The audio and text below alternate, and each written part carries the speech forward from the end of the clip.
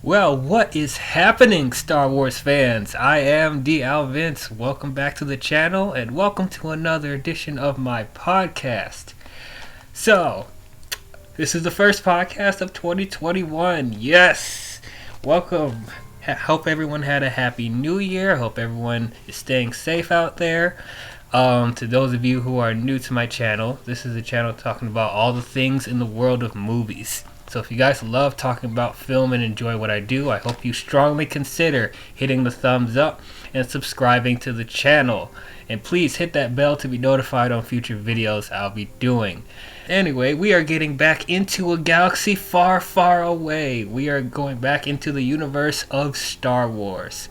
So today we are finally going to be talking about The Mandalorian Season 2. To those of you who are new, we've already talked about Season 1 of The Mandalorian. If you guys haven't watched that, I'll leave a link in the description to a playlist on my channel called The Star Wars Saga, and it'll lead you to my podcast on the first season of The Mandalorian. And I also have other Star Wars content on there talking about the prequels and the original trilogy and the sequel trilogy and the spin-off films, Solo and Rogue One, and talk about Clone Wars, all that. We have a bunch of Star Wars content on there for you if you guys haven't checked that out. But anyway, joining with me today, I have fellow YouTuber and Twitch streamer, Ruby Groovy. It's been so long since we did one of these. It's been like, what, fucking half a year since we did this? Yeah, it's been a hot minute. It's been a minute and a half. Like, yeah. Why has it been so long? Like, Jesus. Hi, guys. I missed you all. Yeah, I know. I'm going to try and be more consistent with the videos. It's just scheduling with people and life got in the way, blah, blah, blah. So, but yeah, COVID made everything a lot harder. Everything messed up. But hopefully it'll improve from here. And we... Oh, yeah. Yep. And we are also joined by fellow YouTuber, the Kosa Nation. Hey, what's up? Long time no see. I know. Glad to have you guys back again talking about Star Wars. Anyway, let's... The only thing I love to talk about. Right. Well, until all the other thousands of stuff that Disney announced that's going to be on Disney Plus and theaters. Well, goodness gracious. So Marvel 2? Sorry, what? Practically. Marvel 2? Marvel 2. Marvel 2, the Electric Boogaloo. Yeah. And that's not even counting all the other Marvel stuff and other Disney stuff. Like, goodness gracious, they have three sets of... Jesus. Anyway. Let's get into... WandaVision came out today at the time of this recording, by the way. Oh yeah, at the time of this recording, yes. WandaVision did come out, and I did see the first 2 episodes, and... Oh, I didn't see them. I gotta watch that. Don't say anything, I haven't seen it yet. Yeah, I gotta watch it. I'm not gonna spoil anything, because really, I don't really know how to review... Oh, we have nothing to go off of yet? I mean, you do, but it's just like... I'm just bewildered at what I watched. Like, it's trippy, bruh. It is so... It's weird. But I'm really fascinated, though. Can't wait to get into... That only makes me more excited for the Doctor Strange movie coming out soon. Oh, yeah. If this is any indication, it's only 2 episodes in, and I'm already like, oh my god, this is so strange. But I'm in, bruh. Please fuck up my eyes. I would like my eyes to be fucked. Well, it's not like trippy in the sense of like there's a lot of psychedelic stuff happening, but it's just like the tone and the structure of the show is just really weird. It's like different from anything we've seen from the MCU up to this point. So. Gotcha. But who knows? It might get to that point when it gets later on in the show. But anyway, back to Star Wars. Let's get into Mandalorian Season 2. Alright, so if you guys have been following my channel, you guys know that we really enjoyed Season 1 of The Mandalorian. We thought it was a breath of fresh air. Outside of all the chaotic stuff that's been going on in the fandom recently, with this whole debate and war going on with people that love the sequel trilogy and love and people that hate the sequel trilogy. It's like, oh, it's just, oh. But you know, Mandalorian was one of those few things that, you know, people came together and was like, you know what, this is good. This is an enjoyable time. And I liked that, you know, it was, you know, it felt different from, you know, the movies, but, you know, it still kept the essence of Star Wars. You didn't need to watch any of the movies to enjoy it. You know, it was its own thing. I like the whole Western vibe that it has, and I like the new characters that they established, especially Mando and Baby Yoda. Yes, I know Baby Yoda has a name, and I will call him by his name when we get to that episode, so just to let you know. But yeah, so I will as well. yeah. Yeah. I refuse. Of course you will. You one of those people. But anyway, yeah. So yeah, we really enjoyed those characters, and you know, we were really excited to see where it goes forward after this. So thankfully, Dave Filoni and Jon Favreau was able to wrap up season 2 before the pandemic happened. So thank goodness for that. So naturally, yeah, we were really excited about it. One of the few, you know, good things we can get out of 2020 is, yeah, season 2 of Mandalorian's coming. That's something we could look forward to.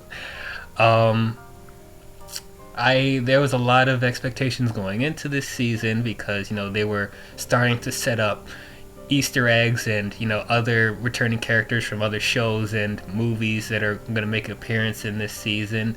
And I was looking forward to it, but at the same time I was a bit apprehensive because, like I said, I really liked that the first season you didn't have to depend on, you know, other lore and other characters from other shows to truly enjoy the show. So I'm hoping that it doesn't go too hard in the fan service where, you know, casuals and, you know, general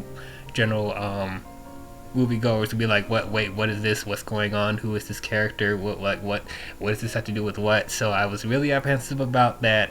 And we all know in the past that, you know, when it comes to the fan service of Star Wars, they can get a little heavy-handed, you know, specifically with the movies. Like, they put in fan service for the sake of fan service, so it's like, I hope they don't just do that again.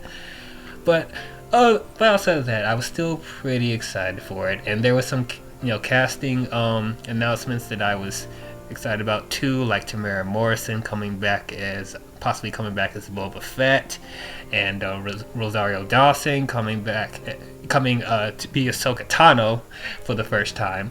And there are even rumors of other characters from Rebels going to be in this show. So I was like, oh, that's really interesting. But, you know, I hope they fit well into the context of The Mandalorian. I hope they don't take away from, you know, the development of Mando and Baby Yoda. So we'll just have to see.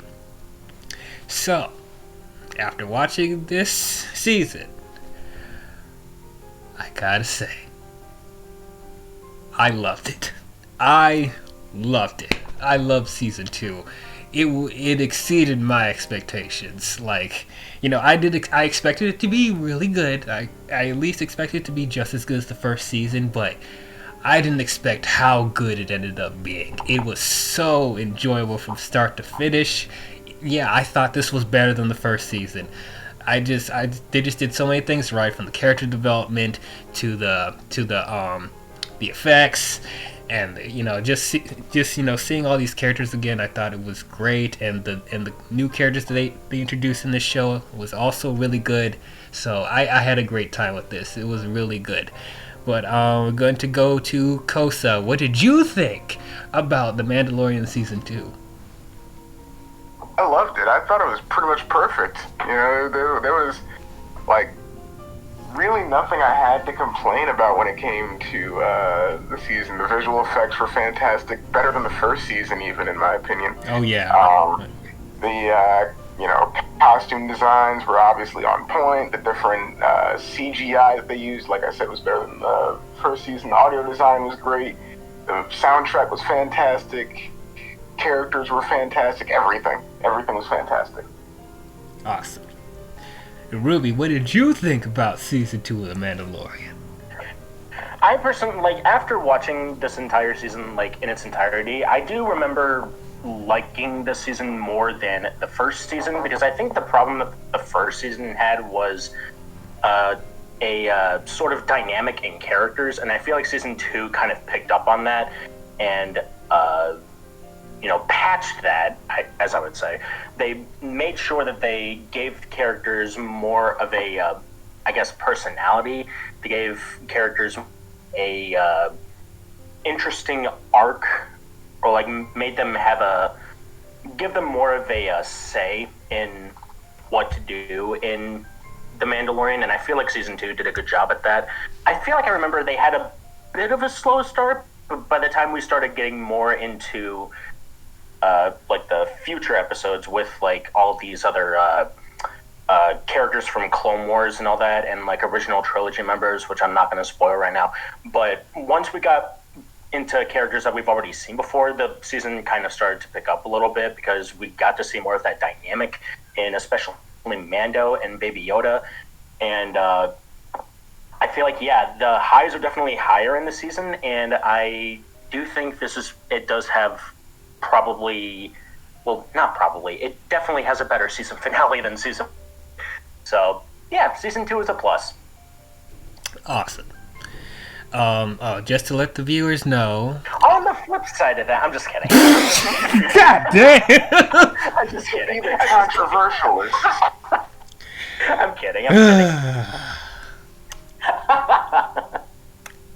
Anyway, just to let the viewers know, this is going to be a spoiler-filled discussion. Because the show's been out for a while, and the spoilers have already been out there, I assume. So if you guys have not watched Season 2 of The Mandalorian, I implore you to watch the show first and come back and listen to this podcast. Or if you really... Who was the guy with the green lightsaber at the end? What the hell? See? Okay, I warned you! Warned you! Just say it. Or if you don't care about spoilers, then go ahead and keep listening. You have been warned. Alright, so let's get into these chapters. We're going to start with, going into chapter 9, which is The Marshal, directed by Jon Favreau. So, literally starting with one thing I do want to say before we get into the episode, I like that each episode was, I liked how they did a really good,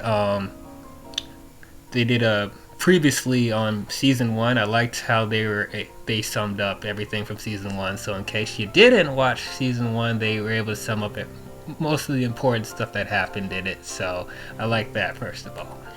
I think they did it with other shows on Disney Plus as well, so I like that they did that. But anyway, on to the episode. So it literally starts with Mando and Baby Yoda, and they're on this planet. It's nighttime, and they're walking into this this village. I really like the shot of them coming out of the shadows and just walking towards the camera. I like that shot. It's really good. But anyway, they're walking through this village. It's nighttime, and in the shadows you can see a bunch of red dots for eyes, and I immediately thought it was Jawas, but they weren't. But anyway, we'll get to that in a minute. But anyway, so they're walking to this bar where Mando is trying to talk to this Cyclops guy, gangster, whatever. They're at this bar that's like that actually is holding a fight between the two green warthog aliens with axes from Return of the Jedi. So I thought that was cool that they brought them back. But so Mando's talking to this Cyclops person because he's trying to get information out of him.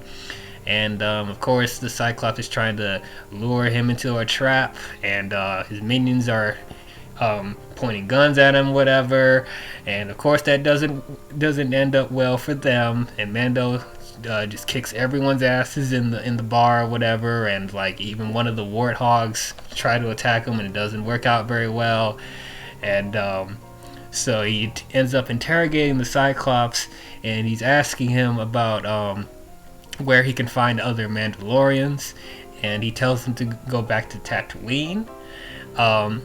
So that's where he ends up going. And those red eye aliens, yeah, they weren't Jawas. They were little creatures that ate the Cyclops dude alive. So I'm like, holy shit.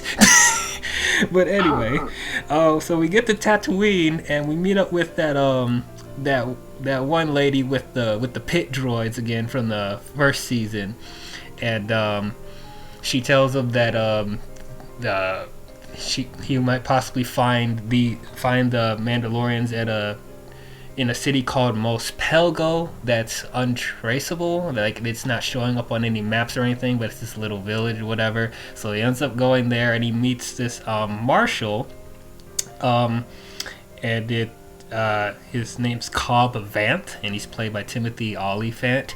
And it turns out he has Mandalorian armor. Specifically, it's Boba Fett's armor. He's wearing Boba Fett's armor, and Mando's not happy about that, obviously.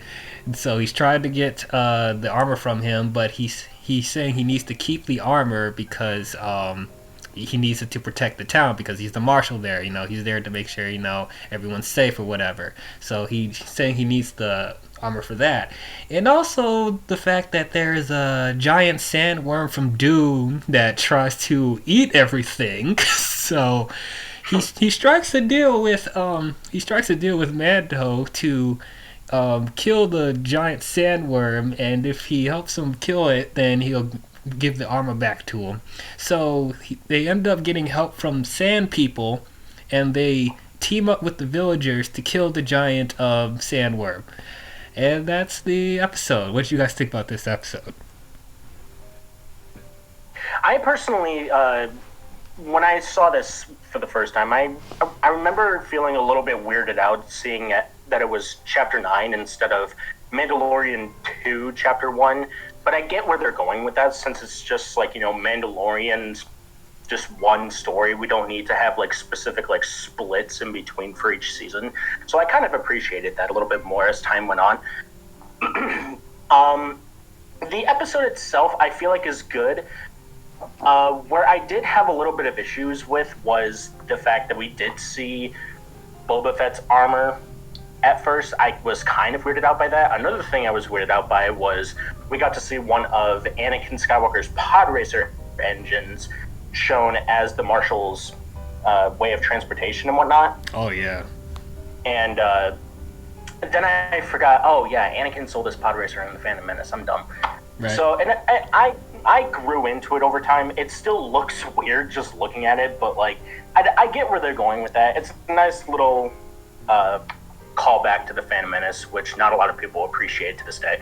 And I remember really liking how they used Mando and how they used him with all the action in this episode. I just think that it was really it was fast-paced. There were some subverting expectations with how things were going to end up here and there, and it was just typical Mandalorian stuff, which I shouldn't really explain because that's literally almost every single episode. So all in all, it was a fun ride. I had fun with it. Cool. Yeah, no, I liked the episode. I thought it was a solid start to season 2. You had Mando trying to find another Mandalorian, and when they showed the Boba Fett armor, they got me for a second. I was like, oh man, did they actually just put Boba Fett in the first episode or whatever? And they did, but no, they had the whole fake out with his armor, him taking off the helmet, and then of course the predictable response from Mandalorian being like, oh, you're not a real Mandalorian or whatever. And I loved the whole story that they did with the Sand People as well. We don't really see too much of the Tusken Raiders outside of episode 2 when they're getting slaughtered, and was it episode 4 when they knock Luke out. So it was nice to see a more human side of them as well, and also nice to see I think it was called a crate dragon, seeing that actually in motion in film. Yeah. So, if you guys remember, one of the things I didn't like about season one was how they utilized the Sand People. Like, you were able to communicate with the Sand People with sign language, and not all of them are acting like bloodthirsty savages like we were assumed that they were from the prequels and the original trilogy, so I thought that was just really odd. So, what happens in the first episode of season two? It almost felt like Favreau and Filoni listened to my podcast and was like, oh, he didn't like that? Well, guess what we got for him? We got more Sand People, more sign language. Oh, and guess what? The dogs that they have? No, yeah, they're little puppies. What? What? Yeah, we need you to feel sorry for them. Like, oh my gosh, but Jesus, just more. But anyway, jokes aside, I actually liked how they utilized the Tusken Raiders in this episode. I actually liked it. I still think it was kind of weird that that they're doing sign language, sure, but it's like I guess it's giving them, giving the Raiders more layers, I guess more dimension instead of just being like bloodthirsty killers, whatever, and seeing them put aside their differences with with the villagers to work together to fight this giant creature, I thought was pretty interesting. So when I first saw Cobb with the Boba Fett armor, for a split second I actually thought that was Boba until I saw like all the raggedy clothes that he was wearing under it, and I was like, I thought that too. Yeah, it was like something's not right, and then it reveals it's not him, it's Cobb. I actually liked Cobb. He was really cool. I'm pretty sure I've seen this actor in other things before. I just can't remember it right now. But okay, you got the same feeling too, then, yeah. Yeah, like he looks so familiar. Yeah, while Ruby's looking it up. But yeah, I thought that was pretty cool. I liked his dynamic with Mando. I liked how they were working together. I even thought that some of the exchanges that they had with the Sand People I thought was kind of funny, like when they're at the campfire and the Sand People want him to drink whatever that green sludge is, like whatever, and it's like, I'm not drinking water. Right, and he's like, I'm not drinking this. The actor's name is Timothy Oliphant. The only things you would probably know him from are, if I could get to it, where's it? The phone. What the frick? Okay. The shows are called Justified. There's Go, The Crazies, and what is this? A Perfect Getaway. Oh. I haven't seen any of those. I haven't seen any of those either. Yeah. Oh, well, I guess we don't know him then. I guess he just has that face. He just has that face. But anyway, so yeah, I like the interactions that he had with the Sand People and the Sand People's dogs, whatever. I don't know what they are, but anyway, it was just really cool seeing them work together and figure out a plan to lure the crate dragon out. There was one part where one of the raiders was taking one of their those I don't know, their bull things, they were they were having to be right in front of the cave where the dragon was, and the raider yells into the cave, and then so they were assuming, oh, it's gonna eat the bull thing, but no, it eats the sand person and just misses the bull thing. It's like, I don't want that. I know it's a trap. It's like, oh gosh. And then the whole sequence with them actually luring the worm out and trying to kill it, that was really exciting. And also, not to mention the fact that the crate dragon can spit acid. I was like, oh my god. Yeah. That was crazy.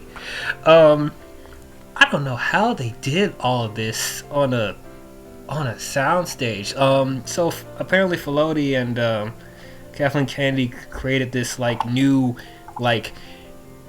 projector environment that's supposed to be more advanced than blue screen and green screen. Is called stagecraft, and that's how they were able to create all these crazy environments. I think it's something similar that they use for the live action Jungle Book and the live action Lion King and whatnot. But I think it's become even more advanced with that, because like it really looks like they're on different planets, like they're actually in the environments that they are. It's like they look real. Like I said, like the visual effects were much better than like season 1. Yeah, it's crazy. So it's like if they're able to do this with this, stagecraft technology, they can do so much more stuff with, with not just the Star Wars stuff, but I could see other possibilities with, Marvel and other things that they do for the streaming service or whatever. Like this is cutting edge technology. This is gonna change the game. Who said that practical effects were dead? Right. I hope they never die. But yeah, I was gonna say, like as much as I love like the way that they're using like the blue screen and the green screen and whatnot in these Mandalorian episodes, it doesn't really hurt to do like practical locations and like shoot episodes on like practical sets, Right. Mm-hmm. So they end up killing the dragon because they had like these bombs that they had to make sure that it aims in the belly, because the belly's the only like weak spot of it. So they ended up doing that, and so great. And so Cobb ends up giving the armor back to Mando, and they go on their way. And then while Mando is riding in his speeder in the sunset, there's someone off in the distance watching him, and revealed that it is Tamara Morrison as Boba Fett. He's back, motherfuckers! Can't believe I'm actually excited for Boba Fett in Mandalorian. But yeah, I was really excited. I'm glad they brought Tamara Morrison back, because I really liked him as Jango in Attack of the Clones. So I'm glad that they're giving him another shot to play not exactly the same character, but similar roles. So I'm glad. There was a lot of rumors that he would possibly be Captain Rex from the Clone Wars, but that doesn't end up happening. But that's okay. That's okay. I will take Boba then. How would you guys feel about the reveal of Boba? Loved it. I mean, we'll get to the details when we get to the. Personally, I got a little bit confused for a second. Like I didn't notice that it was him at first, but then I went back on a second viewing and thought, oh wait, yeah, that is Boba. Shit. Right. So he survived the Sarlacc pit. It is confirmed. Everyone had their suspicions before. Mm-hmm. Yeah, so like I knew the actor right from the get-go. So it's like when I saw him, I'm like he has to be Boba. If not, it has to be Rex. But I'm pretty sure that's Boba. Like they wouldn't have the armor there for no reason. So right. Yeah. Foreshadowing at its finest, I guess. Mm-hmm. Awesome. All right. So if that's all we say about 9, we can move on to Chapter 10, which is The Passenger, directed by Peyton Reed. So, after Mando helps with that with the crate dragon, she goes back to Mos Eisley to meet with that lady, and once again asking her where they can find more Mandalorians, I guess, because like that's his ongoing mission, to find Mandalorians or whatever, and find who Baby Yoda belongs to or whatever. So the lady, I forget her name. I feel really bad. But anyway, so she tells Mando that in order to get information or find the person that you're looking for, he has to help this frog alien lady transport her baby eggs in a water tube that she's carrying around, because where her home is the same place where he'll be able to find Mandalorians. So he's like, yeah, okay, I guess I'll transport her to the planet. But then she's like, but there's a twist. You can't go to light speed in your ship, because if you do, the babies that she has will die. And I was like, okay, that's a little far-fetched, but alright, we'll go along with it. So anyway, so the frog lady doesn't speak English. It, speaks in frog language. That's how she speaks. So they're in the middle of space. They can't go to light speed, so they have to go the old-fashioned way, like just fly into space or whatever. Good thing it's not thousands of light years away, or it would have taken forever. But anyway, so they encounter 2 X-Wing fighters. One of them, well, they're both called Carson and Wolf, but it's Dave Filoni and another actor called Paul Sun Hyung Lee. I hope I said that name correctly, but I'm just gonna call him Carson. So Carson and Dave Filoni, both I guess rebel pilots. They stop Mando, and they suspect he's up to no good, and he's wanted by wanted in parts of the galaxy. So they tell him to surrender or whatever, and Mando's not going to surrender, and they get into a dogfight in space, and then he ends up getting chased on this ice planet, and they end up I don't think they actually shoot him down, but he ends up crashing into a cave, and the ship gets really damaged, and so he's trying to repair the ship in time so they don't freeze to death, and the baby embryos don't die. And while he's trying to fix the ship, they encounter giant spider creatures, which I thought was crazy. And then the X fighters come back and save them from the spiders, but they don't end up helping him repair his ship because, technically you're still wanted, but we're gonna give you a fighting chance because we know that you're caring for this child that you have, whatever. So great. It's kind of douchey, but okay. And then they eventually end up repairing their ship, and they're on their way. So what'd you guys think about this episode? Fuck this episode. Damn. I'm sorry. Pardon my language, but literally, fuck. Why does this frog character exist? Why can't the eggs travel well in light speed? Why are the rebels as stupid as stormtroopers? Why is Baby Yoda always hungry? Why do they keep going with this gag of Baby Yoda eating eggs? He's a growing boy.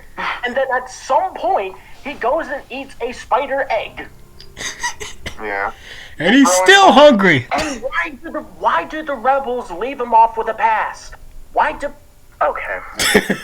I'll give you this. The chase scene in this episode was a nice little energy-filled sequence, and it was shot well. The CGI was good, and the set design was on point. The chase scene was good. It was fine. Mm-hmm. But everything else, it's not even the fact that this is a filler episode. I personally don't have an issue with filler episodes. It's everything else about it that sucks. So wait, you didn't like the alien spider sequence? No, there was. It was over redundant. There was no reason for that. They overpowered the spiders. It was just one. I don't know, dude. Yeah, they watched. This is one episode that I would probably never go back to ever again. Probably. But everything else, the chase scene was fine, but the episode, I don't know, dude. Okay, well, I'm not gonna I'm not gonna disagree with you that this is the weakest episode for sure, but by a country mile. Yeah, but for me, I didn't mind it because I felt like there was more of a sense of urgency in this episode than, say, episode 5 in season 1. Episode 5, I didn't feel like we accomplished anything, and even if they didn't the motivations of characters was nothing, really. they establish one character and then he dies and he doesn't accomplish anything. Like I felt like there wasn't really a point to 5, even though I didn't hate that episode either. But it's just like it felt the most filler out of all of them. This is also filler. Like me too. I don't care if there's filler in shows, just as long as you're entertaining. And I at least thought this was entertaining. I did like the chase with the ships. I thought that was really cool. So we finally got some, a little bit of, space battles, kind of. I don't think it's not really technically a space battle. It's more of a chase. But even then, that was still pretty entertaining. It's funny seeing Dave Filoni be an X-Wing pilot again. So that was pretty funny. I actually did like the alien spider sequence. I thought that was really cool. I think they most likely watched Harry Potter and the Chamber sequence and was like, you know what? And then was like, yeah, we're gonna do it here. But anyway, I still thought that was pretty entertaining. I thought that was actually a pretty chilling scene. Like, I'm not scared of spiders personally, but the way that they were moving in this episode, the way that they were rendered, like the effects on those spiders actually made them look pretty creepy, especially when they were crawling around the ship and they were trying to run away from it. It actually looked pretty eerie, so I thought that was pretty effective for what they were doing. And I actually didn't mind the frog lady. Like, I mean, yeah, like, there wasn't really a need for them to have this framing device to be like, oh, you need to bring this frog lady to this planet so you can find other Mandalorians. There could have been another way to do it, but I didn't feel like it overstayed its welcome. Like, say, for instance, Trace and Rafa on Clone Wars. This was so much better than that. And plus, the frog lady, yeah, there were some parts where she was annoying, but she wasn't stupid. She actually was pretty smart and was actually helping Mando with certain situations. She actually figured out a way to hotwire the bounty hunter droid from the not IG-11, the other droid that helped with the lock, helping that prisoner escape that one episode in the last season. She hotwired that droid so she can translate what she's saying through the droid. I'm like, dang, I didn't know she could do that. That's crazy. And then she was even smart enough to be like, okay, we need to find a place for her embryos to stay warm. So she found a sauna in the cave, which is kind of far-fetched, but it's Star Wars. They have weird lands or whatever. That's a little bit convenient. But yeah, and then it's like, you could have gave us a heads up with that because, Mando has to keep you safe or whatever. But, anyway, she's not stupid. So it's like, I thought she was fine. It was kind of weird, though, that, they can't go to light speed or the embryos will die. That's really... There was no reason for that. No reason. Especially because... No reason! Yeah. Especially because they just got into a dogfight where they were doing a bunch of twists and turns and flips or whatever, and an intense crash. How are the eggs not dead? Yeah, they should have died from that. But no, they can't go into light speed for like a couple of seconds. Like, not even a minute. 2 minutes. I don't think it even takes that long if they did go to light speed. So it'll scramble their brains. Okay, sure, whatever. And then okay. A small price to pay for salvation. Just don't give us that dumb plot device. Yeah, that was dumb. I think they just did that because they wanted to stretch out the episode to be like, because they, back in their bias, they thought, you know what? This episode would be over if they were just able to light speed. They would have no problems whatsoever, but they had to create a conflict to happen. So I was like, okay, you're stretching it, but whatever. At least you're interesting to watch. At least there's some entertainment value going on. Like, at least get us to our end point so that there's, like, time for us to set up for episode 3. Right. Or chapter 11, whatever. I don't care. Yeah. And I actually, I actually was one of those people that I was bothered by Baby Yoda taking out the embryos and eating them. Because he doesn't just do it one time. He doesn't do it 2 times. He does it 3 times. 3 times. I'm like, stop that! Like, what is going on? That's what I mean by, the gag works, like, only once or, like, maybe twice. But when you go over that, you're overdoing it. Right, and it's... They overdid it in this episode, and they tried to continue that correct me if I'm wrong, but I believe they tried to continue that in Chapter 11. Actually, he stopped eating the embryos at that point. Oh, he did? Okay. Alright, Yeah. never mind. Forget that I said that then. Yeah, but yeah, regardless though, doing it 3 times, and it's like, I almost want to give it the benefit of the doubt because, Baby Yoda's a child and he doesn't know any better, and if toddlers and whatever, they get into stuff even when you tell them not to do it like 3 or 4 times. So I was like, I want to give it the benefit of the doubt, but the fact that he's eating babies, he's eating babies. God. Yeah, I mean, yeah. When it came to this episode, it was, it was filler, but it was like kind of enjoyable filler. Like, it was definitely like the weakest point of the season. It was definitely the whole spice arc of the Clone Wars for me. But pretty much the same sentiments as you guys, where it's just carrying on gags for too long, certain things that just made no sense, like why is it that Lightspeed scrambles these embryos' brains, but everything else they're just fine? Why does Baby Yoda keep eating the embryos? Just yeah. So when we found out who directed this episode, Peyton Reed, most of the choices in this episode made sense. Because, Peyton Reed is known to having that weird, awkward, off-color humor. Peyton Reed directed this episode? Yes. What? Yep. Damn, okay. And is like, I should have known because, remember in the beginning of the episode when that lady was playing cards with a giant ant? And I was like, a giant ant? What is that? Why is that in Star Wars? And then directed by Peyton Reed. Oh, you know what? All right, makes sense. Ant-Man. That explains. There you are, you weirdo. Yep, and that's where I think that's how he got the inspiration for. I'm gonna have these weird spider creatures because you did insects before, so yeah, I'm gonna do that. But it's in the budget, right? Cool, do it. Yeah, sweet. But yeah, I think this is, I didn't think that humor necessarily was bad in this episode. I thought it was fine, but it's like, yeah, when I saw, he directed it, yeah, that makes sense because there were some parts that was a little awkward and stuff like that. And it's strange because he directs another episode in this season that's fantastic. We'll get to that, but it's crazy what this guy's doing, man. Crazy.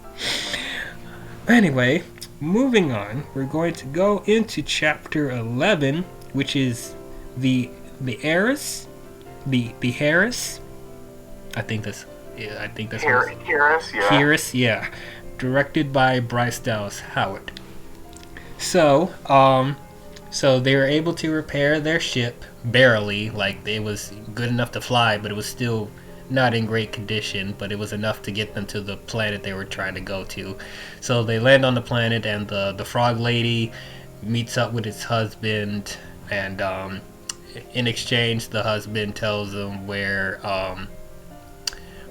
he can get information about the Mandalorians, and they find some of Akbar's people to help repair the ship as much as they can. Yeah. And there's a hooded figure in the distance that's watching him, and I instantly recognized, is that Sasha Banks from WWE? So it's like, okay. So yeah, so she's off the distance watching Mando.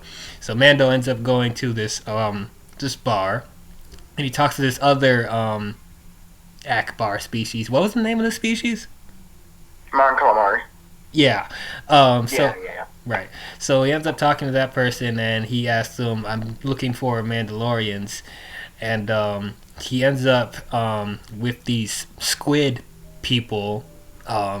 He ends up going on a boat with them because they were going to take him to the Mandalorians.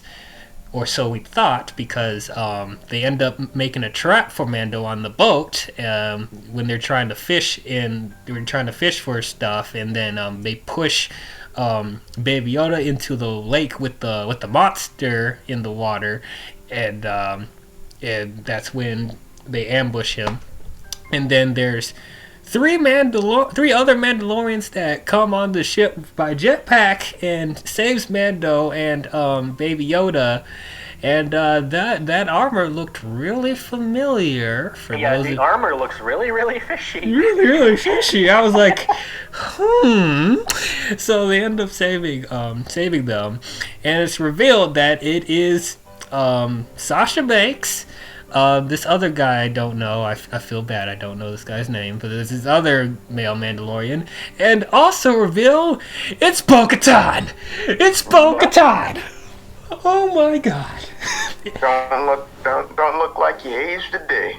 No. And she actually looked believable in this episode. Yeah. She actually looked the part that, and this is the same person that voiced Bo-Katan in the Clone Wars. Yeah. I didn't even realize that. Really that. Surprised me. Yeah, because I didn't know I didn't know who the voice actor looked like, and it's and when I found out it was the same voice actor, I'm like, she's perfect. Well, you do now. Yep. Yeah, she's really straight out of Rebels and Clone Wars. It's perfection. And is it me? Oh, she looks 100 times better than in Rebels. Right. Is it me, or is she gorgeous? Goodness. Mm-hmm. She is. I mean, she's good looking, yeah. I don't know. I guess it's me, but when I first saw her, I'm like, goodness, you are beautiful. But anyway, yeah, she. Okay, that's how I feel when I see Rosario Dawson as Ahsoka Tano. Oh, we'll get to that. We will get to that. That's me. All right. All right. But anyway, so they meet up. So they meet up with Bo-Katan. They take off their helmets, and Mando is kind of pissed at that. I'm like, what? And she's like, wait, why are you taking off your helmets? You guys aren't Mandalorians. And then they whisper to themselves, being like, oh, he's one of them.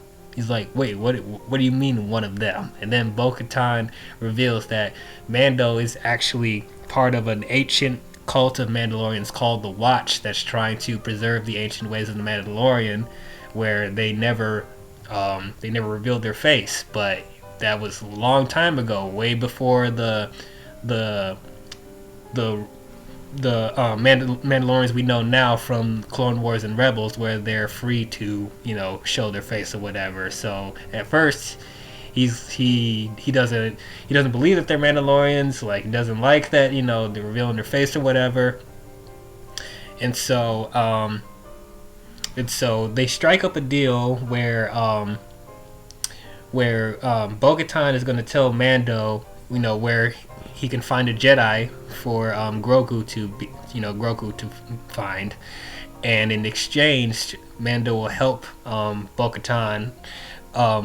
take over this Imperial cruiser that has a bunch of weapons on it. So they strike a deal with that, and so they raid this Imperial ship, and it's cool scenes, shootout scenes in there, really entertaining. Once again, that main Imperial officer in that shuttle, I feel like I saw him in other stuff too, or either that or he's just a familiar face, but I feel like I recognize that actor as well. But anyway, so they end up taking over the ship, and Moff Gideon orders them to pretty much suicide dive the ship because they think it's a lost. Yeah, because they think it's like a lost cause at this point, because Bo-Katan's on there, and it's like she's practically going to take over the ship. So you might as well just crash the ship at this point. But they end up stopping them before that happens. And so since they helped take over the ship, Bo-Katan directs Mando to this planet where they can find Ahsoka Tano. So I was really getting there. So we're about to see a live action Ahsoka Tano next episode. I can't wait. Get ready. But of course they have to make us wait for that. But anyway, you guys have any thoughts about this episode? Other than the This was Bo-Katan? definitely the kickoff to season 2, like, starting to lift off. This is probably where they ended up finding their footing, I feel like. Yeah. Yeah, I mean, this was definitely, it was more of a pickup than the previous episodes. Like the first episode of season 2 was a nice start. Second episode was but this was definitely where things started to pick up, and it just kind of just carries with this momentum throughout the rest of the season, which we're probably going to discuss later. But Absolutely. Just curious, what do you guys think about Sasha Banks? I personally don't watch WWE. I actually was surprised to see. Well, I wasn't surprised. I was interested in her character, and I feel like she fit well in this type of setting of Star Wars. So I mean, she didn't really stand out to me. I didn't know where she came from originally. Yeah, I mean, I only really recognized her just from little clips that I'd seen here and there, and I had no idea that she was a WWE wrestler. Yeah. Okay, yeah, that's really why I'm asking, because I know you guys don't really watch wrestling, so I was wondering if she stood out like a sore thumb, because there will be some wrestlers that try to get into acting, and it's you can tell that they kind of feel out of place, but for me, she definitely did not. Oh, yeah, no, she didn't. And I mean, the only reason that I really noticed her was just because of the clips that I'd seen here and there, just randomly on my, recommended on YouTube or whatever. Mm-hmm. So me, watching WWE and, knowing how she can, play a character, overall, I think Sasha Banks is fine. She's not the most charismatic wrestler I've seen, but she has really good potential. And yeah, I thought she did a good job in this episode, and overall in the show I thought she did a good job. They played to her strengths. They didn't really rely on her to have great performances or whatever, have dramatic scenes or whatever. They played to she can pull off the action sequences, and she complements Bo-Katan. So that was good. She did a good job with that. My nitpick with her though is those braids on her forehead. No, I'm not digging that. It looked weird to me. I don't know. It's you couldn't find a place to tie the braids, so it's you know what would be cool? I'm gonna make an X on my forehead with the braids, and no, that's not working for you, honey. Sorry. Oh, yeah, that is a little weird. It's a little weird. But that's a nitpick, that it doesn't ruin anything. But that was just one thing that just stood out to me a little bit. Also, another thing I want to address, because, the SJWs and the woke people just can't shut up. Apparently, there were issues with Sasha and Bo-Katan having space on their armor for their breasts to be there, and I'm why are you complaining about this? You see that in the Clone Wars, right? Right. This isn't our first time seeing this kind of armor. You've seen this before. Right, anatomy exists, right? It's that's a thing. Right. There's more than one gender out there. No offense, but not only should armor be functional, but comfortable as well. Exactly. What is wrong with people? It's if you're a guy out there complaining about that, shut up. If you're a woman out there complaining about it, please explain to me your physical technique of sucking in your breasts so you can fit in a flat-chested armor. And please tell me, is that comfortable? Because I don't think it is. Yeah, I mean, I know there are ways to do it, and that's been shown in different forms of media, but I don't know. Like, this is not a cartoon. And even in the cartoon, they had space for their breaths to breathe because they're there. You can't just mush them in. Like, God, hate people. Anyway, yeah. Humans are stupid. Say what? Humans are stupid. Humans are dumb. Yes. I'd rather be a cat. Or a tiger. Or an eagle. Something. Anything but this. Right. Jesus. Why have I been forsaken and put in this?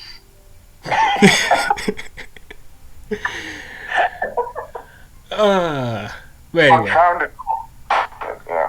Yeah. 2 thumbs up on Bo-Katan, and yeah, it was great. But anyway. Show. Yep. Actress name, I think Katie Sackhoff. I think. Yeah. Good job. Anyway, moving on. Going on to chapter 12, which is The Siege, directed by Carl Weathers.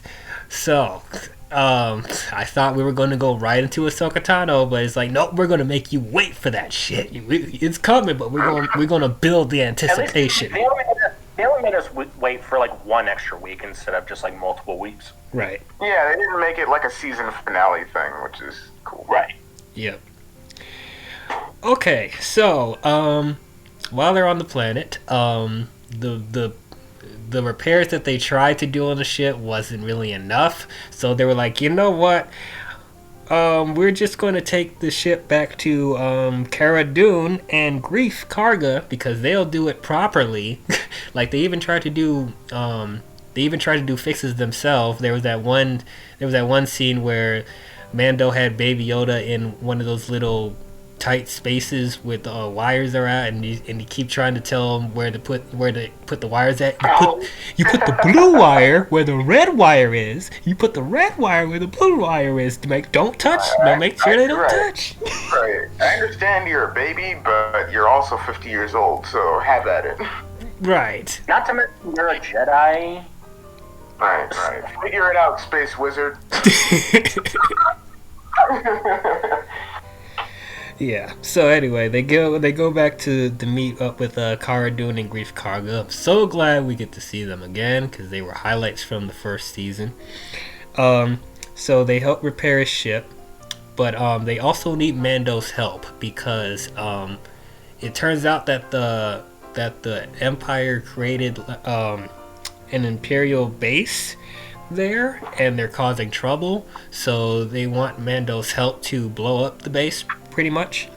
And so Mando, Cara, and Greef go on a mission, and they bring along the blue fish guy from the first episode of the first season. Didn't think I would see him back, but okay, cool. And welcome to the right. And then they're keeping Baby Yoda at one of the schools that they created there, and a 3PO unit is teaching class. So I was like, oh, cool. Yeah, nice callback there. So they infiltrate the base, and the blue alien dude is giving them a hard time. He was getting on my nerves. Goodness gracious. And so while they're in the base, they find these experimental test tubes, and in these tubes there's like these deformed bodies in there, and then they find out that they're trying to get Baby Yoda's blood so they can do experiments and stuff like that. And then they also find out that Moff Gideon is still alive.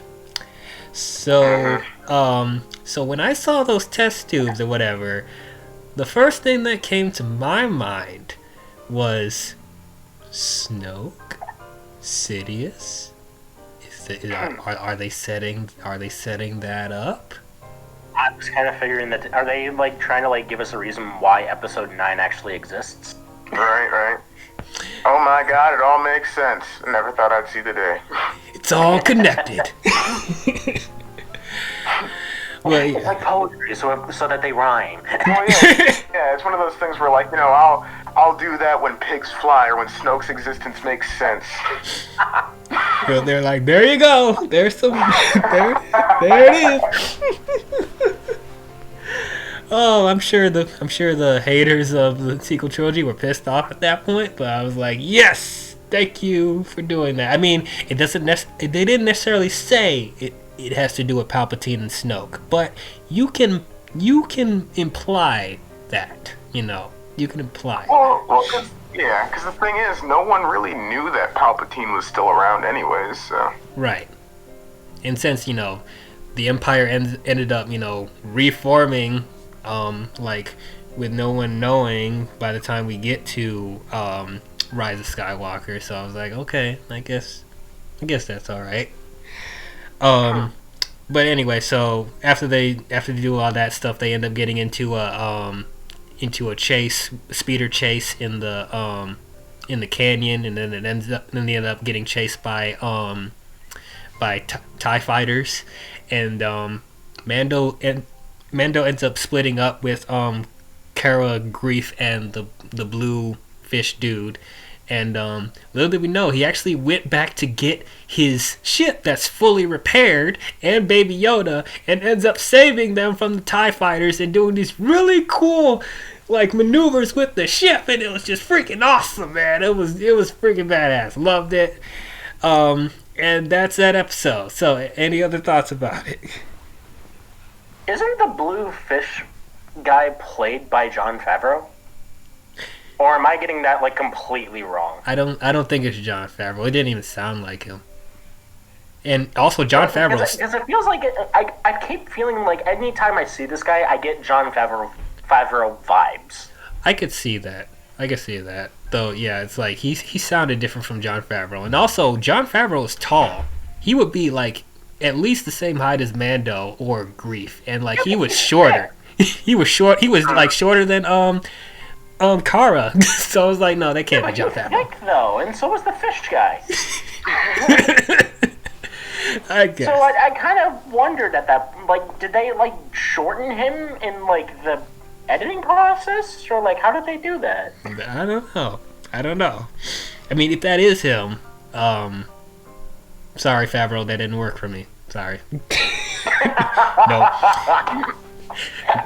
That did not work, but good attempt. He's known for playing super gag characters, Yeah, but even his gag characters outside of this is. I'm sorry, what'd you say, Costa? Oh no, I was just joking, saying if that was you, stick to your day job. Right. Though even his comic relief characters were better than this. He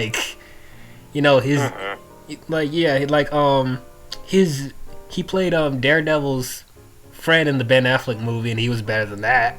he was better than that, and he was better as Happy, and trying to think of other things that he would be in, but he would do a better job, being comedic relief, because Jon Favreau is actually funny, and I'm pretty sure he would write his own material, because he's one of the main writers for this show, and Dave Filoni, I think, so it's he would write better material for himself, so I don't think that's him. Oh, okay, so the actor who plays the character's name is Mithril or Mithril? Probably Mithril. Mithril. The actor's name is Horatio Sands. Sands? No. Sands? Sorry. So yeah, that's what I thought. So I guess it's not Jon Favreau. I was wrong. My bad. My B.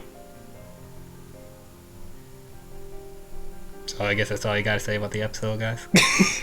Yeah, that I get episode good. It was nice that we got to see the two other characters from season 1 make their return. I would like to see. It was a little disappointing that we didn't get to see Carl Weathers be used more in this season, say in the season finale or something. But yeah. He was only used in this episode, which kind of feels weird. Because it was used a lot in season 1. Right. And then they don't do anything with him in season 2. They just use him in this episode. Right. and it's funny because he directed this episode and he did the most with his. Yeah, he directed this episode too.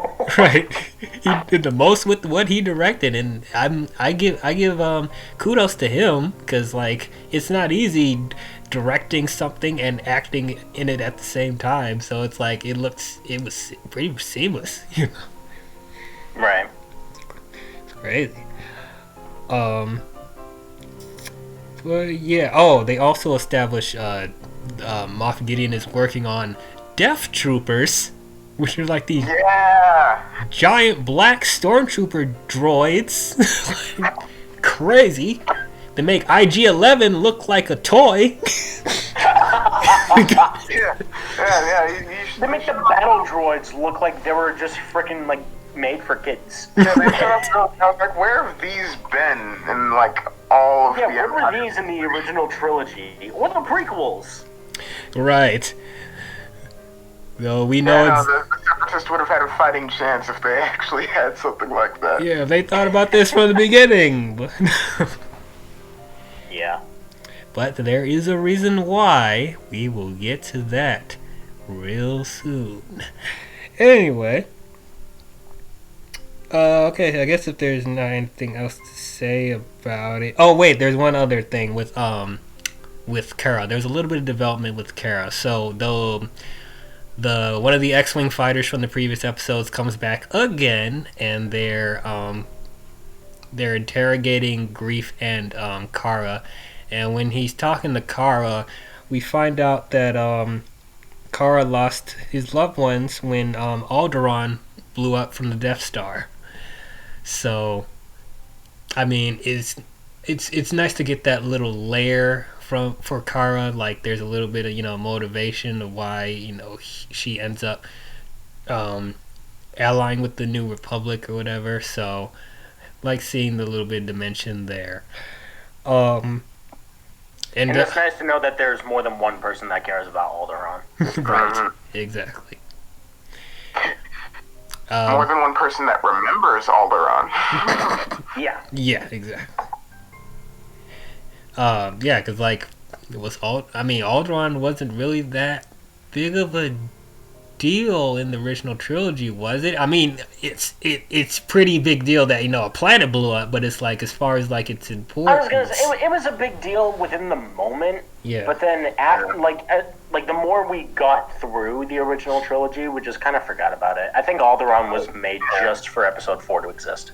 Yeah. Plus, I mean, most of the prominent figures that would remember Alderaan are dead because they were on Alderaan when it blew up. So. Right. Yeah. Yeah. So yeah, glad to give it a little more development with that. I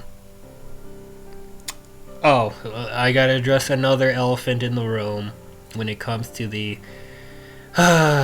these people on the internet. So apparently there has been some backlash with Gina Carano because of some tweets that she did, trolling people when it comes to political beliefs or whatever. Okay, look, I don't even go on Twitter at all. I hate Twitter.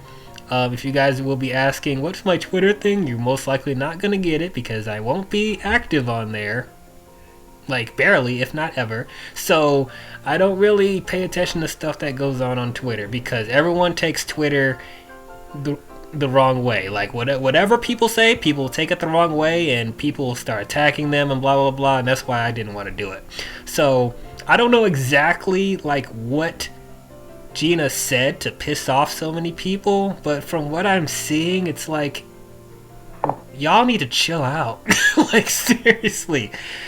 Like I don't understand. I mean, I don't care where you fall in the politics. Like I don't really care as long as you're a decent human being. You can believe whatever you want, So Gina Carano is not a horrible person. She's actually a really nice person, So it's like it'll be one thing if like she was a jerk or whatever, being disrespectful to people that we know of, but like that hasn't happened at all as far as we know. I mean, I'm sure people in the comments will correct me and tell us, oh, actually she said this or she did that, blah blah blah, but like as of right now, I don't care.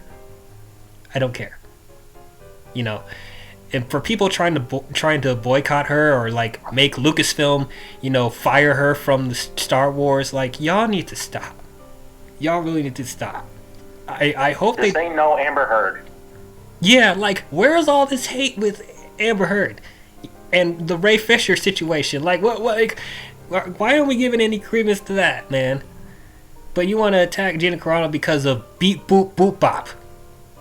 That's what she tweeted, by the way. Beep boop boop bop, and people were pissed off by that because they thought they were making fun of people. I'm like, God. See, this is why I'm not on Twitter, because people get triggered by the easiest things. I probably just got myself canceled at this point, but whatever. That's every social media in existence. Yeah.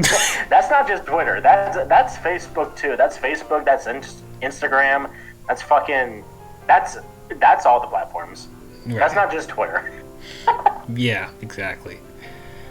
So anyway, I think that's all I gotta talk about with chapter 12. So moving on now, we're gonna get to the good stuff.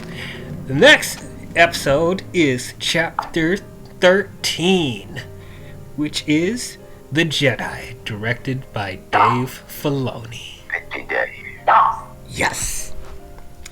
All right.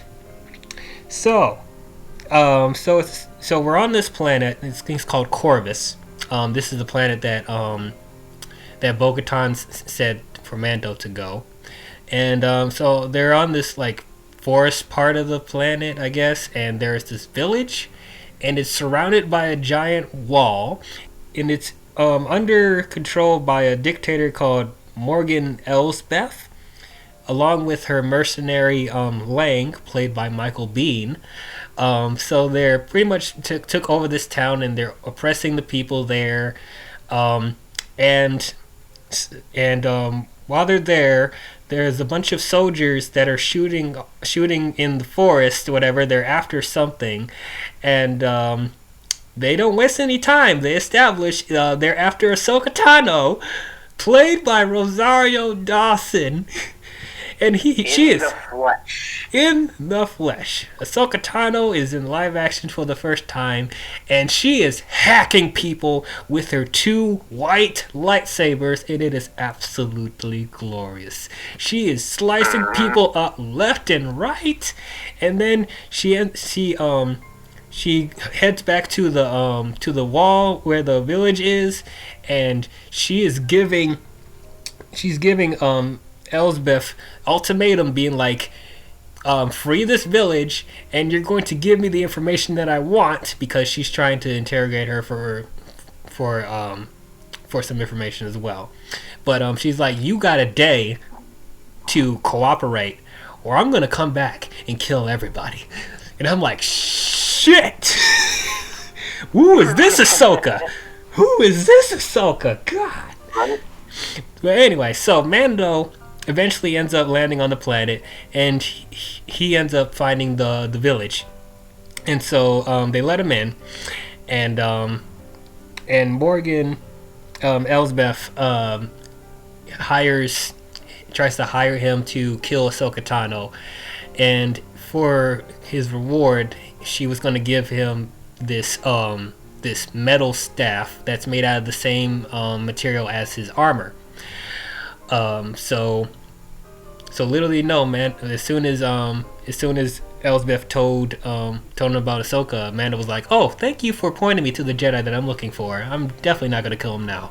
so they end up going into the forest, and Ahsoka ends up finding Mando, and they get into a little bit of a physical confrontation. But then Mando's like, "Wait, I don't want to fight. Bo-Katan sent me," and then he explains that she's trying to bring Baby Yoda to the Jedi so he can learn how to train his abilities or whatever. And so Ahsoka and Baby Yoda have a mental Jedi telepathy communication overnight, I guess, and I guess they had a communication with their heads, I guess. I'm guessing. And so we find out that Baby Yoda's name is Grogu. And yep, Grogu is Baby Yoda's name. So Grogu was actually a Padawan that used to be at the Jedi Temple when the Republic was still alive. And when Order 66 happened, somebody took Grogu away, I guess, to be safe. And then I guess Grogu's memory was wiped in the process somehow. They don't really fully explain that, but so I guess, yeah, he was taken away before the clones killed all the Jedi. So, and he left before he properly could be trained, because, you know, the Jedi like to start kids off very young, practically out the womb. So yeah, that's all explained. And so in the morning, Ahsoka tests Grogu to see how strong his Force abilities are, and like they're trying to have Grogu use his telepathy to get a rock, and you know, he's not being cooperative, and it's find out because, you know, he has a strong connection with Mando, and so when Mando instructs Grogu to move the pebble, I think he used the little marble thing that's on one of the levers in the ship that Grogu likes a lot. So he uses that to, you know, get his attention, and then he's really good with the Force abilities there when he's able to connect with them. And that's when Ahsoka was like, I can't train him. And the man was like, wait, why? Because, you know, he's formed a connection with you, like he has strong emotions towards you, and it's like she's afraid of what that could do to him mentally, because it reminds him of what happened with Anakin, you know, when he turned to the dark side, because he was over emotional as well and had a strong connection with strong ties with people when he's not supposed to. So, and sensing a lot of fear in Grogu as well. But you know, Mando is just like, you have to take him, like you have to take him, like he belongs with you, you know. And so Mando tries to make a deal with Ahsoka, being like, if I help you free the village and stop Elsbeth and Lang, you have to take Grogu as a teacher. You have to take Grogu as a student and teach him. So Mando and Ahsoka come to somewhat of an agreement, and they're working together to infiltrate the village. So they end up making a plan to trick Elsbeth to thinking that she killed Mando, and she raids the village and kills a bunch of soldiers in awesome Ahsoka Tano fashion, and then Mando sneaks into the village and frees the villagers, and has a showdown with Lang, and then ends up getting into a fight between Elsbeth and Ahsoka, with Elsbeth using the metal staff against Ahsoka's lightsabers, which was pretty awesome. And there was a Mexican standoff between Lang and Mando. That was pretty cool too. And then they end up freeing the village and stopping Elsbeth, and then Ahsoka ends up getting the information she wants from Elsbeth, because she ends up asking her, where is Grand Admiral Thrawn? And I'm like, holy shit! Holy shit! Okay, and then so after all that, then Mando's like, okay, so we ended up, you know, finishing the deal. So you promised to train Grogu, but then Ahsoka's like, I still can't, but I probably know someone who can. So she directs Mando to another planet to go to this to the top of a hill or a mountain, and there you set Grogu on a rock where he can do Force telepathy signal throughout the galaxy, and a Jedi could, feel it and find out where he is, and blah blah blah. So that's what ends up happening. And so Mando and Grogu are off on their way, and Ahsoka's off doing her thing, and that is that episode. I want to start off with it. So I need to start off with this one. So gotta.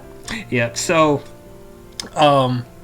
I was a bit apprehensive with Rosario Dawson being casted as Ahsoka. Not because I don't like Rosario. I think she's a really good actress, but I didn't picture her being Ahsoka. Like I don't see her. I don't 100% seeing her fitting the character.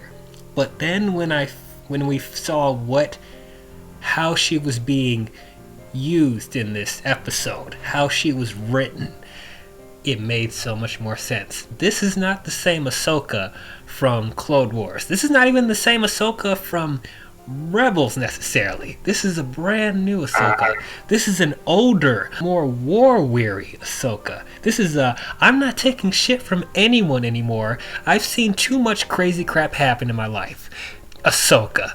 And I dig that a whole lot. It made Ahsoka's character a lot more mature and a lot more sophisticated of a character, where in the beginning stages of Ahsoka, it felt like she was trying to appeal to more to kids and the girls out there, but it's just so cool to see how much Ahsoka evolved as a character. And one thing that I like, that one of my issues that I had with season 7 of Clone Wars is I felt like she was overutilized in that season. Just my opinion. I'm sure people that thought that she was used the right amount, but for me, I felt like she was a bit overused.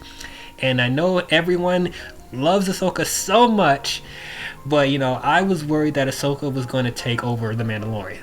I thought it was just going to turn to the Ahsoka show again once she was introduced, and thank God she wasn't.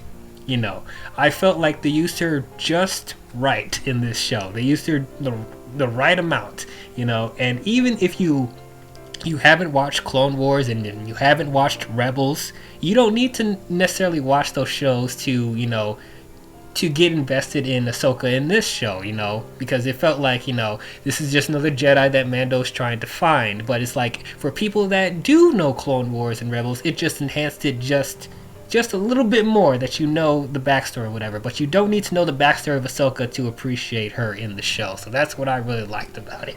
And I'm glad we finally got a name to Baby Yoda, because everyone's calling him Baby Yoda, which is not a proper name or whatever. So I'm glad that we actually give Grogu an identity, outside of just being, oh, he looks like Yoda, so we're going to call him Baby Yoda. So I'm glad that he actually has an identity now. He actually has his own name, so I'm happy about that. And another thing, I didn't even realize that was Michael Biehn in that episode. Like, that literally went over my head the first time I watched it. Like, I didn't know that Mercenary was Michael Biehn. It's like, I'm glad to see him, but I wish he did more. I mean, he wasn't bad in this episode, but I just wish they did more with him, because it's freaking Michael Biehn from Terminator and Aliens and The Rock and stuff like that. So it's like, I wish he did a little bit more. He was good in the episode. I just wish there was more with him. But anyway, thoughts, gentlemen. I like this episode. Go ahead. You go. Fine. I really enjoyed this episode. It was a nice. It was a delight to see Ahsoka in the flesh, and I was just as surprised as everyone else was when it 10, 15 seconds in, like, immediately just Ahsoka Tano, just like, cool, she's in the show. And the showdown between her and the dictator, I'm just going to call her the dictator. Okay. That showdown is probably one of my favorite showdowns I've seen in all of Star Wars lore. Oh, you're ready to say that. I gotta be honest, I like how intimate it is. Like, it sets up the scene perfectly, and it defines what the scene is wanting to be. And it's a scene that doesn't need, like, any sort of music. Like, the music is rely on the visuals and the sound effects and like the sound design, and it's gorgeous. Like 2 words, gorgeous. Absolutely, I agree. And like it all while it being like shot beautifully. Like it did need a little bit of like too many edits here and there, but it wasn't like, it's not like J.J. Abrams films where like literally every lightsaber clash is like 3 or 4 cuts, you know, or like Marvel movies, how like every like swing of a punch is like every 3 or 4 cuts. You know what I mean? It's like, it's not that bad, but like it's still shot like really well. It's definitely one of my favorite fight sequences. Yeah, you got to give props to Dave Filoni because he improved so much from the first season. You know. Yeah, we got a nice. It was a delight to have him direct as well, because this was more of an Ahsoka type episode. So to see him having to direct one of his created characters was just made everything all the more sweeter. Absolutely. No, I thought this episode was fantastic. I unfortunately got spoiled on like a lot of stuff that happened in the episode due to just a lot of YouTube review channels going and just having stuff in the thumbnails and releasing stuff like the minute the episode dropped in the morning. And so unfortunately that did kind of take away some of the magic of the episode for me. But besides that, like I loved the episode. The duel with Ahsoka Tano was fantastic. I loved the little like standoff that the Mandalorian had. I loved how they wasted no time in introducing Ahsoka Tano. Like I thought it was going to be a mid-episode reveal. Oh, he's going to build up. Ahsoka. Yeah. Yeah. Yoda's like, nope, here she is. I mean, to be fair, they had been kind of, you know, building it up for like since before the season even began, when they announced that Rosario Dawson was going to be playing Ahsoka Tano, anyways. But still, no, I love this episode, and it's probably, would I say my second favorite episode? It's probably like my third favorite episode of this season. Yeah, it's probably my third. Yep, third favorite. Although the Ahsoka I can't really say where I have it on this list. I know it's like either 2 or 3 for me. It's definitely my most rewatchable episode out of all the to be honest. And then chapter 16. Right. But even chapter 14, which we'll get to in a second, I found myself rewatching that as well. Like those are my top 3: 16, 14, and 13. Well, anyway, what was I gonna say? How'd you guys feel that they name dropped Thrawn? Oh yeah, I mean I haven't even watched all of Rebels yet, but I know the significance of Thrawn in the Star Wars universe, and them name dropping Thrawn was definitely like like that. That definitely sent a shock to my core. And now with the announcement of like the Ahsoka Tano series, I'm like, are we gonna get more on that? I believe so.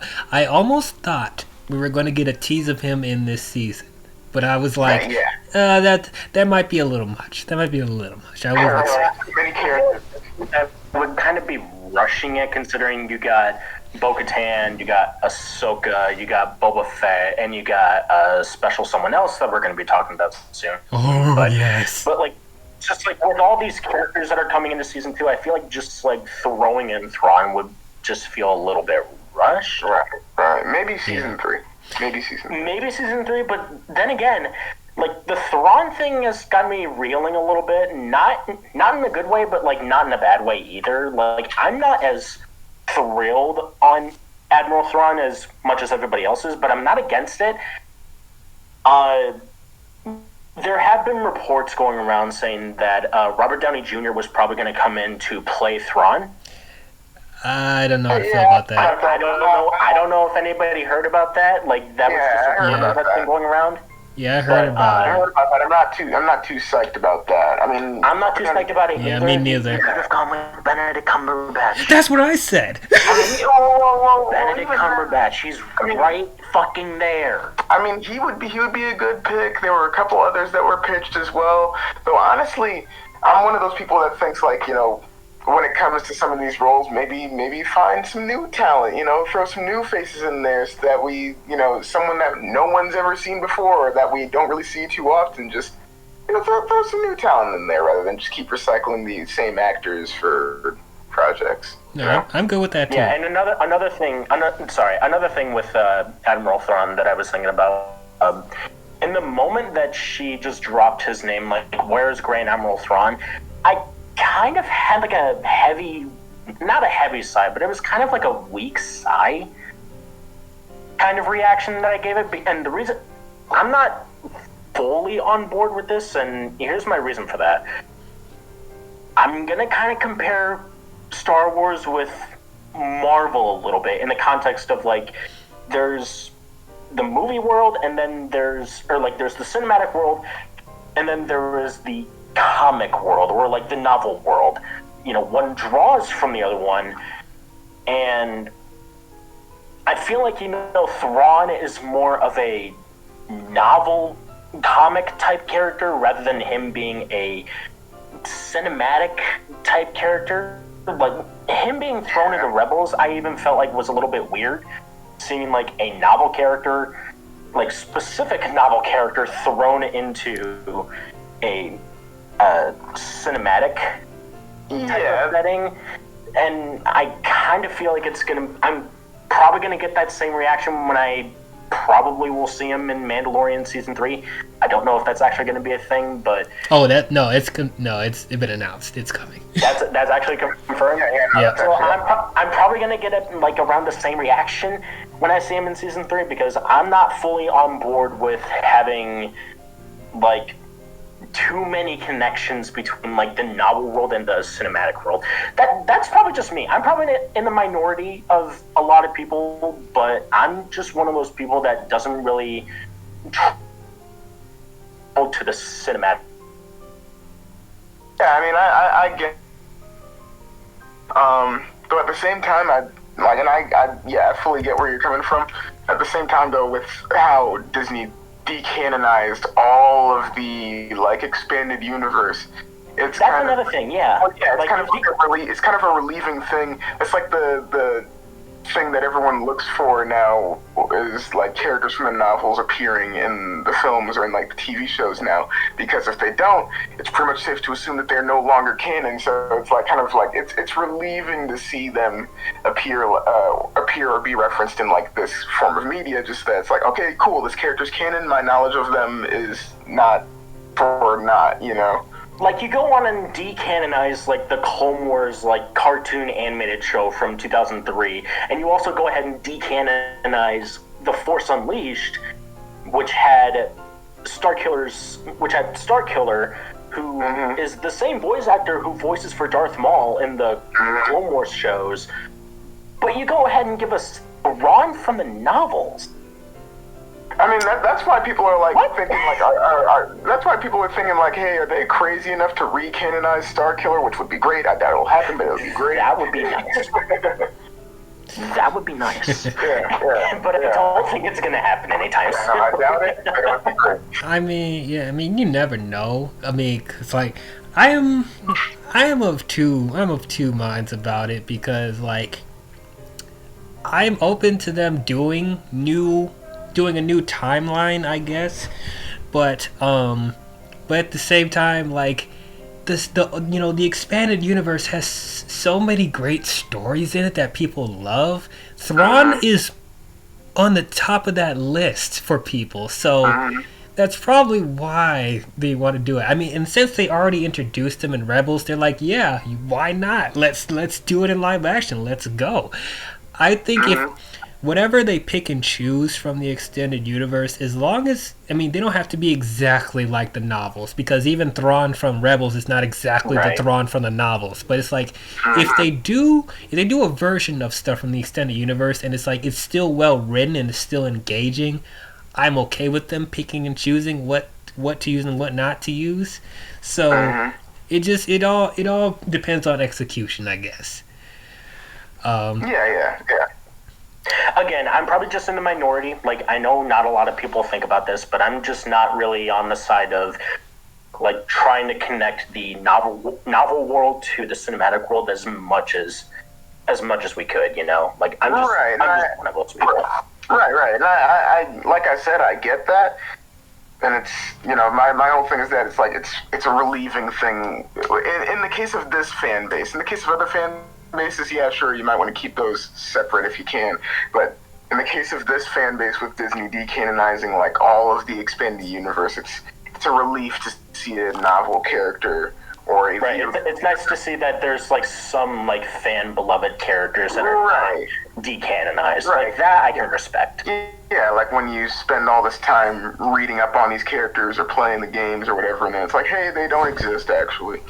So yeah, not anymore. Yeah. But Bosk exists in Battlefront 2. Right. But like, okay. Right. Like, okay, Disney, whatever. So does that mean you don't care about seeing a live action Old Republic? No, I would like to see a live action Old Republic. Like, I'd be okay with that. Just like give us like, don't make me have to see like the whole video game like brought to a movie. Like, give me like right. Well, yeah, more diversity in that world, you know what I mean? Yeah. If you're gonna go through the trouble of decanonizing, you know, everything, you know, just do something new with it. If you're gonna be tackling the Old Republic or something, still keep some of the old characters, like keep Revan, and you know, please cast Keanu Reeves as Revan. But you know, yeah. Oh, that's a guarantee. Yeah, but with Kathleen, you don't know nowadays. And I'm gonna be upset. We'll see. If they cast Liam Neeson, if they cast Adam Driver as Revan, I will. No. He is Kylo Ren. I'm upset about that. Like, he's fine as like I like him for the roles that he's played in the sequel trilogy, but do not do that. No, you can't do that. He is Kylo Ren, and nothing more. He is Kylo Ren. But I mean, if they can get Liam Neeson to come back for Obi-Wan, I'm sure that there might be hope. He said he's down. I mean, Sam Jackson was also interested in coming back as Mace Windu for something. Yeah. Apparently they want to do a prequel series with that, too. Yeah. So one other thing, is anyone else excited for the Vader 2 fan project by Star Wars Theory? Did anyone? Oh yeah, 100%. Yeah, the Amethyst Blade. Yes. Anything with Mace Windu post Episode 3, I'm down for. Yes. Disney, make that canon. They need to. Yes. With the amount of people in Star Wars that have fallen down pits, been cut in half, been straight up like decapitated and survived, yeah, no, they need to make that canon. Absolutely. So one other, I have a nitpick for Ahsoka, and it's another aesthetic thing. Her head piece, hair piece. Oh, I knew exactly what you were gonna say. Horns, right? You're talking about the horns, right? Yep. I wish they were like bigger. One other nitpick on Ahsoka, I know exactly what he's talking about. Yeah, they made it so like they made it more they made it easier for Rosario Dawson to actually like move in the entire costume. Yeah. Because like stuff like that, like if her I don't even know what to call them, but if her things went like as low as they did in like Star Wars Rebels or something, I'm pretty sure they'd probably get in the way a lot.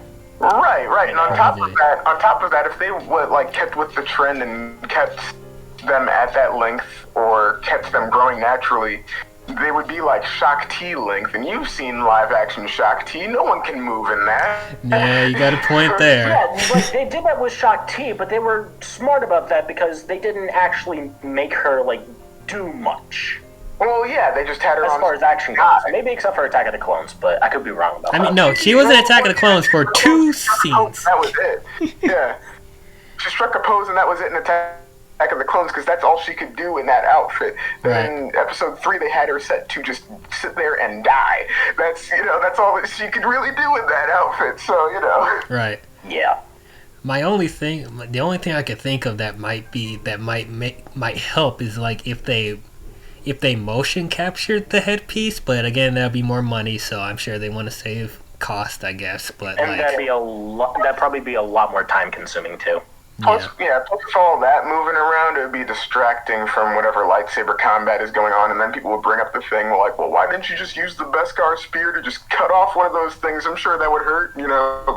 I was gonna say, like, it's probably gonna be a lot harder to, like, actually, like, it'd be, like, a lot more, lighting issue to deal with as well, because, like, you would have to light her from, like, different angles to, like, actually see where her thorns would go, Yeah, because if Force Unleashed is anything to go by with how those things move, it would basically be cape physics at that point.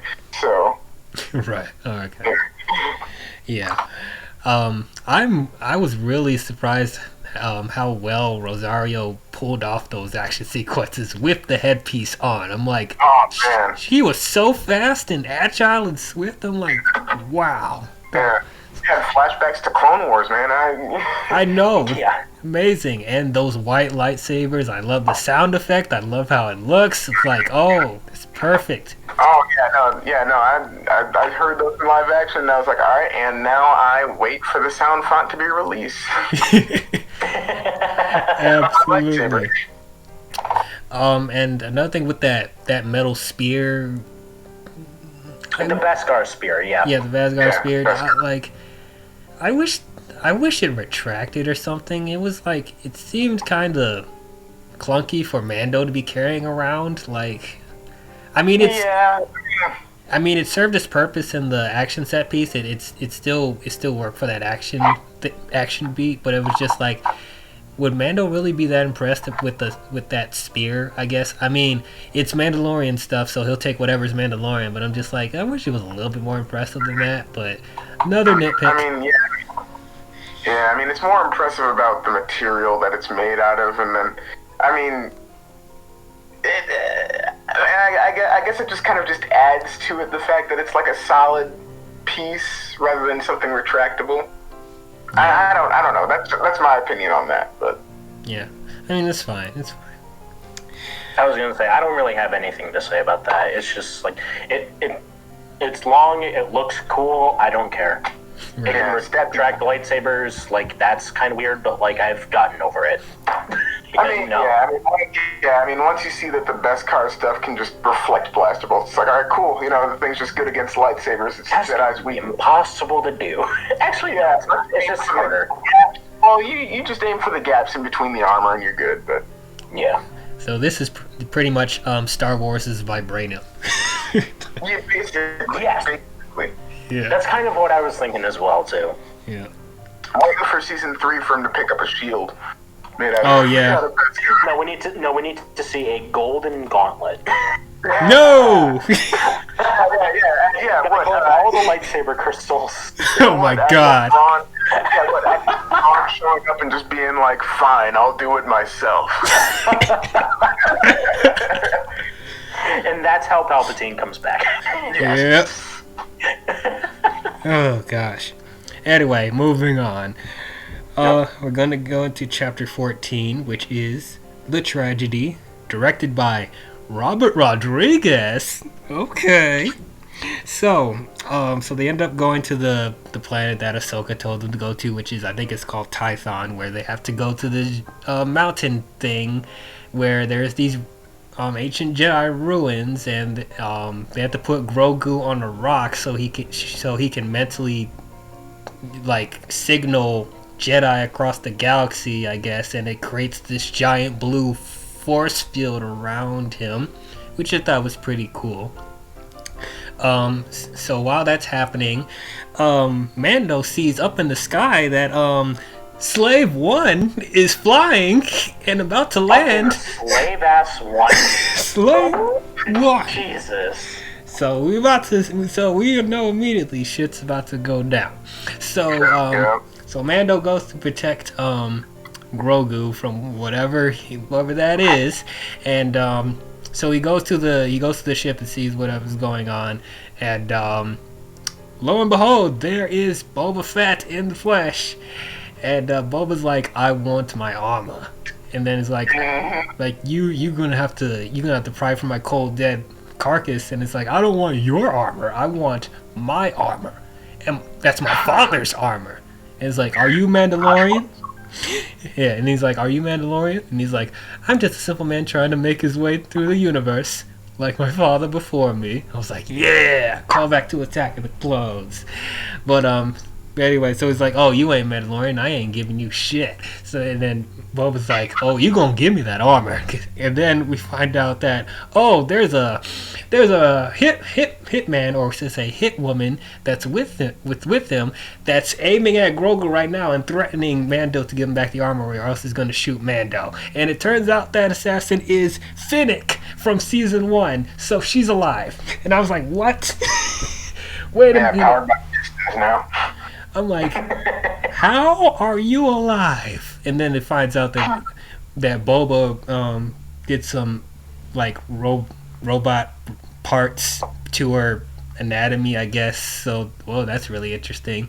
Where have I seen that before? Where have I seen? What'd you say? I said just threw some pistons in there. It was fine. Right. Like robot appendages. Where have I seen that before? Alita Battle Angel, directed by Robert Rodriguez. Oh, that makes sense. But anyway, so anyway, they're pretty much like facing off, being like, you gonna give me the armor, I'm gonna kill the child. But then stormtroopers come out of nowhere and start ambushing them, and then they get into this huge shootout on the land.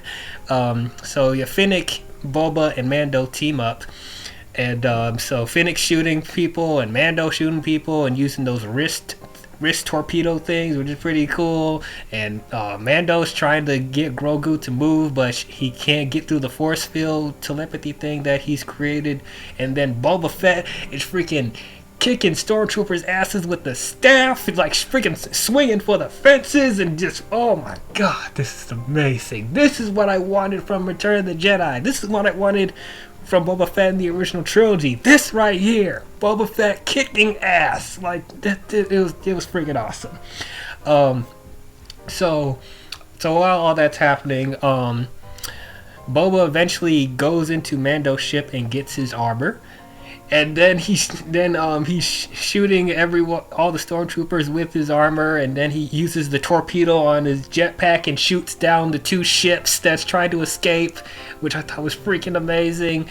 And up until this point, I was like, why is this episode called The Tragedy? Because up until this point, there is no tragedy. There's awesomeness and coolness, but then there's a freaking beam that's blasted from the sky, and it shoots Mando's ship to smithereens, obliterates his ship into a crater. And I was like, no! No! And then on top of that, Moff Gideon unleashes the Death Troopers and captures Grogu. And I was like, oh no! So there's the tragedy. There's the tragedy right there. Oh my gosh. So yeah, so Moff Gideon has Grogu in his clutches. Then find out. Then Boba and Finnick realizes the Empire is back. And then Finnick can't believe it. And then he's like, I'm seeing the freaking Imperial ship right there. Like they're obviously back. And so Boba and Finnick team up with Mando to be like, we're in debt to you, so we're going to help you get the child back. So I thought, yeah, that's great. So they're making Boba and Finnick into anti-heroes and allies for Mando, and I thought that was great. So they need help trying to figure out how to track Moff Gideon's ship. So Mando goes back to Cara, who is now Marshal of the New Republic, so that's pretty cool, becoming a Marshal. And so he needs Kara's helped to find Mayfield from season 1, who was Bill Burr's character, because he'll know how to get the coordinates to Moff Gideon's ship. And that's that episode. What did you guys think about it? Man, alright, actually, I stand corrected. This was my third favorite episode. But there was I loved everything about it. I loved Boba Fett's return. I loved him suiting up and just, taking down stormtroopers left and right. There was one thing that I noticed that was not so much irritating, but amusing, that they made this choice for a retcon. I don't know if you guys noticed, but they retconned Jango Fett to actually being a Mandalorian rather than just being someone who had Mandalorian armor. Oh yeah, they made him a foundling, I think. Yep. They actually, they made him someone that in the Mandalorian Civil War. And I was like, oh, that's neat. But besides that, it was nice to see Boba back in action. The only thing that I didn't like about this episode really was the fact that the Mandalorian didn't do a lot. Like, he went up to go get Grogu, got knocked out, stayed down for like 5 minutes, gets back up, gets knocked out again, gets back up, and is like, alright, fine, I'm gonna go help them. Yeah, that was that. Yeah. To be fair, he was thrown off. He was also thrown off by Boba Fett returning just as much as we were too. Right. Right. He was like internally fangirling in the Right, costume. but this man tried to get into this force field twice, had the same thing happen, almost did it again, and was like, you know what? I'm gonna go help down there. Yeah, you're good. You're good. But it was really cool seeing the Death Troopers show up. Yeah. We weren't really sure all of what these guys were capable of, other than being just evil Iron Man. But right. Yeah. They showed up, they kidnapped Grogu, and then you had what was it? Was it at the end of this episode where you saw Grogu tossing around the stormtroopers? Yeah. Yeah. You had that sequence, and then you had them put him in like little cuffs and everything. Mm-hmm. And you also did like a close-up shot of the Darksaber. Yeah, live action Darksaber. I thought he was about to cut Baby Yoda or something, because you just held it up so close to him. I was like, what are you doing with that, man? So you better not slice him up. I swear to God, you better not. But no, I love this episode. It was my third favorite. The Ahsoka Tano one is definitely my fourth favorite. But yeah. Yeah, I definitely remember liking this episode, especially towards the ending. I like how they utilized Boba Fett and how they sort of used him and introduced him in the show. I like how he's not too much of a jerk to Mando. I like how he's able to return his debt to Mandalorian so that we get more opportunities to see what Boba Fett can do. Mm-hmm. For the rest of the season. I felt like that was really nice. Mandalorian's ship being destroyed, that was a pretty big moment, as well as just watching Boba Fett just whoop ass. And yeah, I mean, I just had a good time with it, and it really sets up the ending of the season really nicely. Oh yeah. And also Darksaber. Freaking Darksaber. Yeah. Oh man, dude, I remember. I think it was right after this episode they announced that they were doing a Black Series, Elite Force Effects Darksaber, and I was like, yeah, I need it. I need it so bad. And what's nice is that the Black Series is doing removable blades now. Yeah. Finally. I mean, they've been doing that for a while anyway, but they're going to be doing it for the Darksaber too. Yeah, it was inconsistent, but now the Elite Series is going to have it, because they have Revan, Palpatine, Kit Fisto, and I think they're doing an Ahsoka Tano one. Oh, that'd be great. I think, yeah, they are, but it's only the long blade, it's not the short blade. I think they have one for Kylo Ren, too. The Ahsoka white ones, or the blue or green ones? They're doing a white one. Oh, I thought they already did that. Yeah, but you couldn't remove it. They you couldn't remove the blades. Ones. Yeah. Oh, I'm probably thinking of something else then, because I thought I saw somebody else like using the Ahsoka white lightsabers at some point. I don't know. It must have been like a Disneyland sort of thing. It was either Disneyland or it was like one of those third-party sabers, like Vader's Vault or Ultra Sabers or something. Yeah. Sounds about right. Oh yeah, I'm looking forward to that. Yes. Now, if you can please do an authentic Luke Skywalker lightsaber, that would be great. It's never happening. It needs to.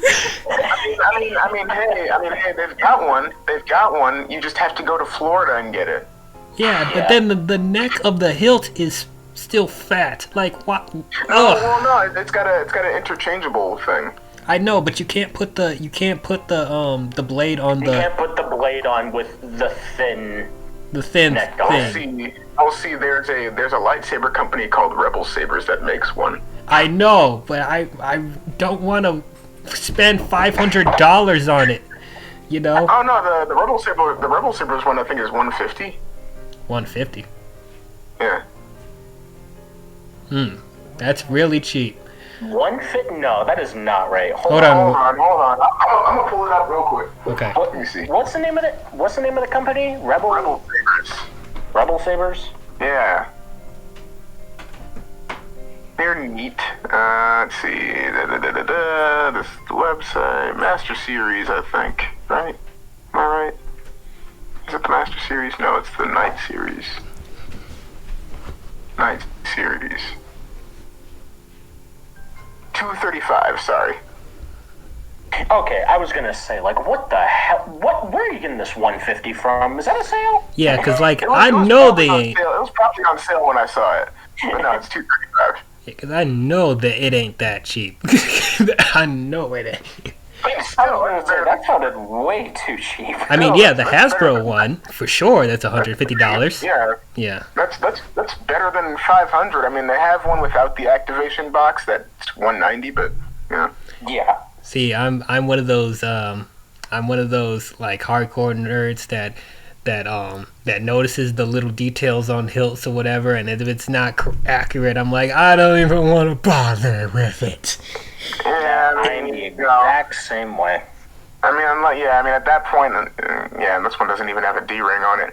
At that point, if you really wanted like the fully accurate one, yeah, you'd be looking at like Vader's Vault, and I think that one's like $2K.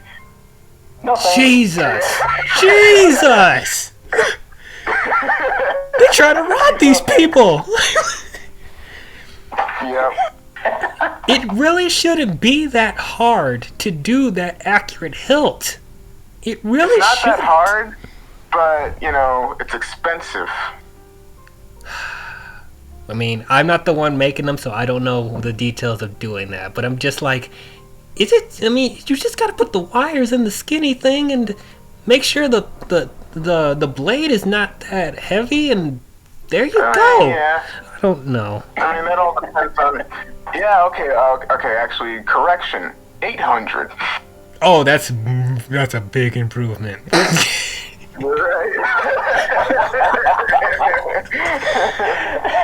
Jesus. It's got lights on the activation box and stuff, so it's fancy. Yeah, I mean, that's the only way I can see it being that expensive, because the sound effects and stuff is actually really cool. What? Right. Yeah. Right. Still,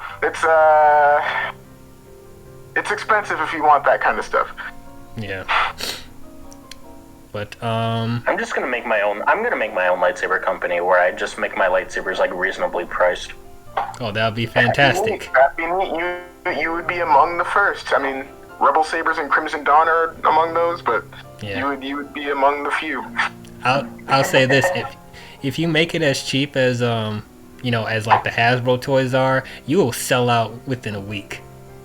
Mm-hmm. Oh no, they're probably gonna be a little bit more pricier than that. Just a little. They're not gonna be like fucking $150. Yeah, that's a steal for people. Everyone will be taking it off. Yeah, you're not. That's like a Black Friday sale for that lightsaber. Like what? What? Right. You're not selling anything for $2K.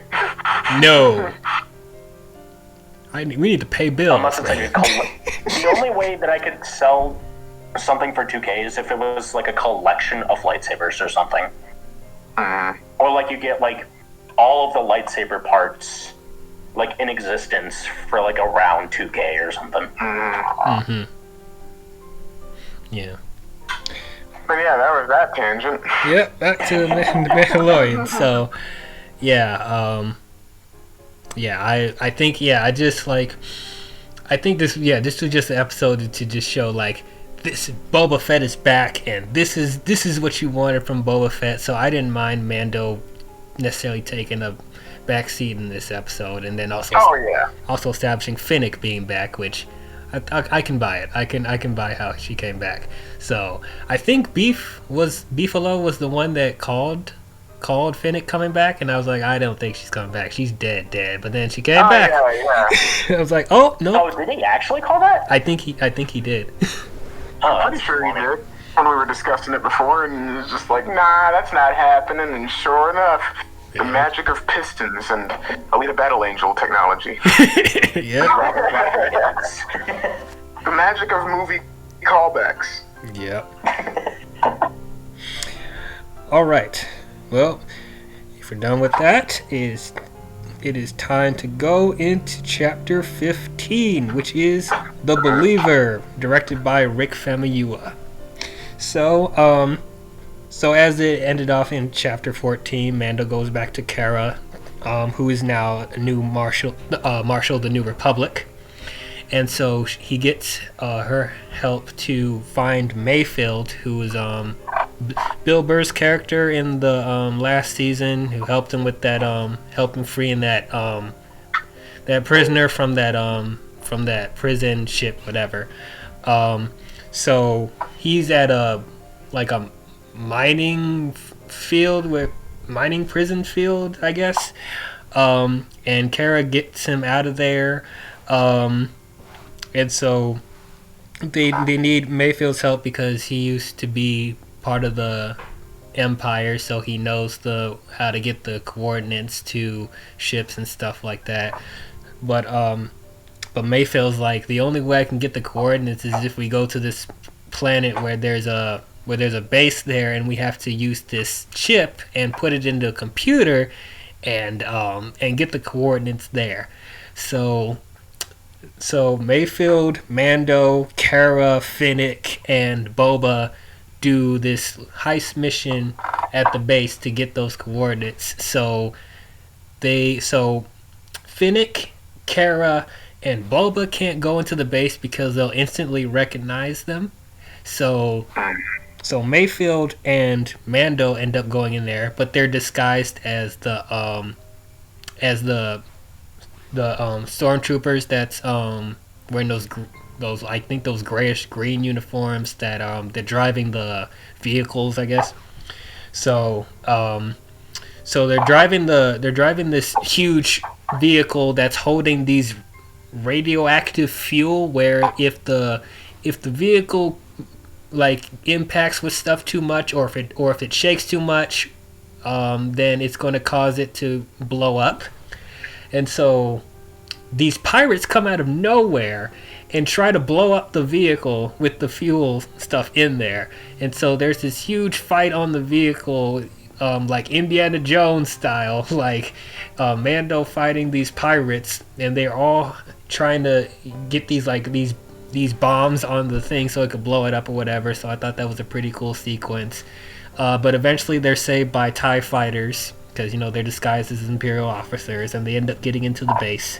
And so when they get in the base, they find out in order to use that chip thing they got to get the coordinates, they have to go to this machine where they have to do a face scan. And so Mayfield's like, I can't do that, because as soon as I scan my face, they'll find me, and then we're in trouble. So Mando volunteers to do it, and he takes off his helmet.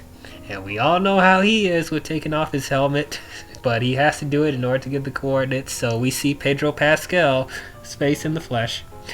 So he scans his face or whatever, and he gets the coordinates. But one of the head Imperial officers stops and tries to talk to him and tries to figure out, who are you? What's your unit number or whatever, and Mando's acting all dumb and silent, but then Mayfield comes in and tries to butt in and be like, well, he's new, he can't hear well, so you have to speak up or whatever. Or so it's like, so the head Imperial officer has them sit down and have a drink with them, and they have a conversation, I guess. And then the Imperial officer is like talking about how the Empire's going to take over or whatever, and people want to be in control of the Empire, and we'll have peace when they take over the galaxy or whatever. And then out of nowhere, Mayfield just shoots him dead, and then he just point blanks, I'm done with him, bam. Yep. And then there's a shootout that happens in the base, and then they escape out of the base, and then Boba eventually saves them with the Slave One, and then Mayfield shoots one of the fuel cells from the vehicles on the base, and it blows up the entire base. And so for that, Kara sets Mayfield free, and I thought that was great. And then Mando sends a message to Moff Gideon via hologram, being like, I'm coming for you, because that child means a lot to me. And yeah, get ready, we about to kick your ass. And that's the episode. What you guys think about that episode? Man. We actually also get a nice callback to Attack of the Clones, where Boba Fett uses one of those seismic charges. Seismic charges. Yes, I'm so glad they came back. So good. So it good. Looked so good. Sound effect just got better. I think they actually used the sound from Battlefront 2, actually, the new Battlefront. Oh, really? Yeah, that sounds about right. Okay. That makes sense. Still would have been nice to use the sound effect from Attack of the Clones, but yeah, but I just love the new that new bass sound from Battlefront 2. Like, they credit where credit's due. The sound design in that game is fantastic. Mm-hmm. Yeah, I agree with that. Even though I've watched videos on YouTube, I haven't played it, but it sounds really good though. Fun? Yeah, for sure. Fun. It's a fun game. Yeah. Hopefully, when I get a PlayStation, I'll play the upgraded version, because I heard the upgraded version is a lot better. So. Yep.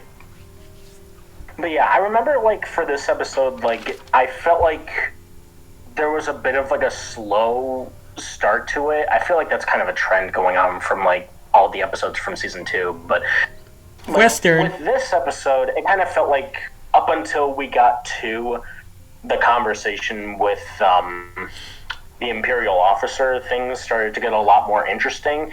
The pirates, I felt like, were just kind of there as like a plot device, just so that we have an action sequence in there, so it's not like too boring, which I appreciate. Mm-hmm. I would rather have that over just a boring sequence. But what you also could have done is have a nice little more bonding time with Mando and Mayfield, yeah. Mayfield, whatever. Yeah. Yeah, I agree. And it started like getting into more of Mayfield's character a little bit more, but I feel like we kind of already got that with that conversation from the officer, mm-hmm. and how Mayfield doesn't like betray Mando at all in this episode. I feel like we don't really need anything more from him. Right. Though I have a feeling that they might use him again in Rangers of the New Republic. I feel like he might come back for that. Yeah. That's possible. I feel like he'll at least come back for season 3. Yeah, that's a possibility too. Yeah. Yeah. No, this episode was really good. I do want to point out with him taking off his helmet, he technically kept his oath, because everyone in that building is dead. But that's very true, and that's what Mayfield said. Like, they saw your face, we got to kill him. Mayfield even told him, like, I never saw your face before. Yep. Or something. Yeah, he was like, I didn't see it. Right. Yeah, no, this was actually my number one favorite episode of the season just because of the development with Mayfield's character. Oh, really? This is your number one? Oh, wow. Yeah. That and the use of the seismic charge and noticing that this season had a lot of callbacks to Attack of the Clones. It did. Definitely appreciate that. Unfortunately, not the music, but... Right. Hey, Mandalorian got his own music, so... Yeah. Yeah, it's true. But, yeah. We got what mattered. We got the hard-working man just trying to make his way in the galaxy, and then we got the seismic charge, and that's fine. Yeah. Yeah, pretty much, hearing what you guys said. I like how they utilized Mayfield in this episode. I thought he was okay in season 1, but not too much to say about him. But in this one, I'm glad that they gave him more dimension as well.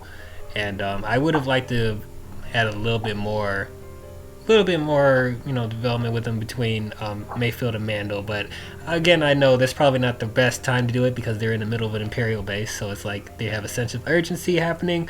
So it's like it's fine, maybe, and I do feel like they'll use him again in the future. That's my prediction. Whether it'll be Mandalorian season 3 or the Rangers of the New Republic show, whatever it is, I think we'll see him again. But yeah, he ended up being really good. Yep, and yeah, I think that's pretty much all I gotta say about it. So it's cool, yeah. Slave It One. was just a nice little setup to the finale. Like, literally, all the episodes are just building up to the final episode, I feel. Yeah. Yep. It's time. Let's get into it. Let's get into Chapter 16. The Rescue. Yep, the home stretch. The home stretch. Yes, Chapter 16 is The Rescue, directed by Peyton Reed. So after they got the coordinates to Moff Gideon's ship, they try to find Bo-Katan and Sasha Banks, and they find them in a bar somewhere, and they tell them that they took Grogu. Moff Gideon took Grogu, and Bo's like, there's no way you could find them, but it's like, no, we got the coordinates right here. And then Boba's with Mando, and Bo's like, who the hell are you? Why are you wearing that armor? Whatever.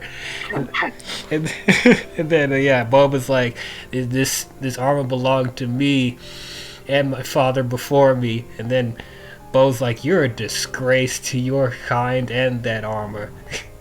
And then he's like, Clone. right, he said, this armor, he said, boy, don't you disrespect me, this armor belonged to my father. And then Bo-Katan's like, don't you mean your donor? Damn! Oh my god! Man, you guys, for a dying race, you guys really don't care for each other. Nope. Can't believe how relevant it is today. Anyway, Oh my god. yeah.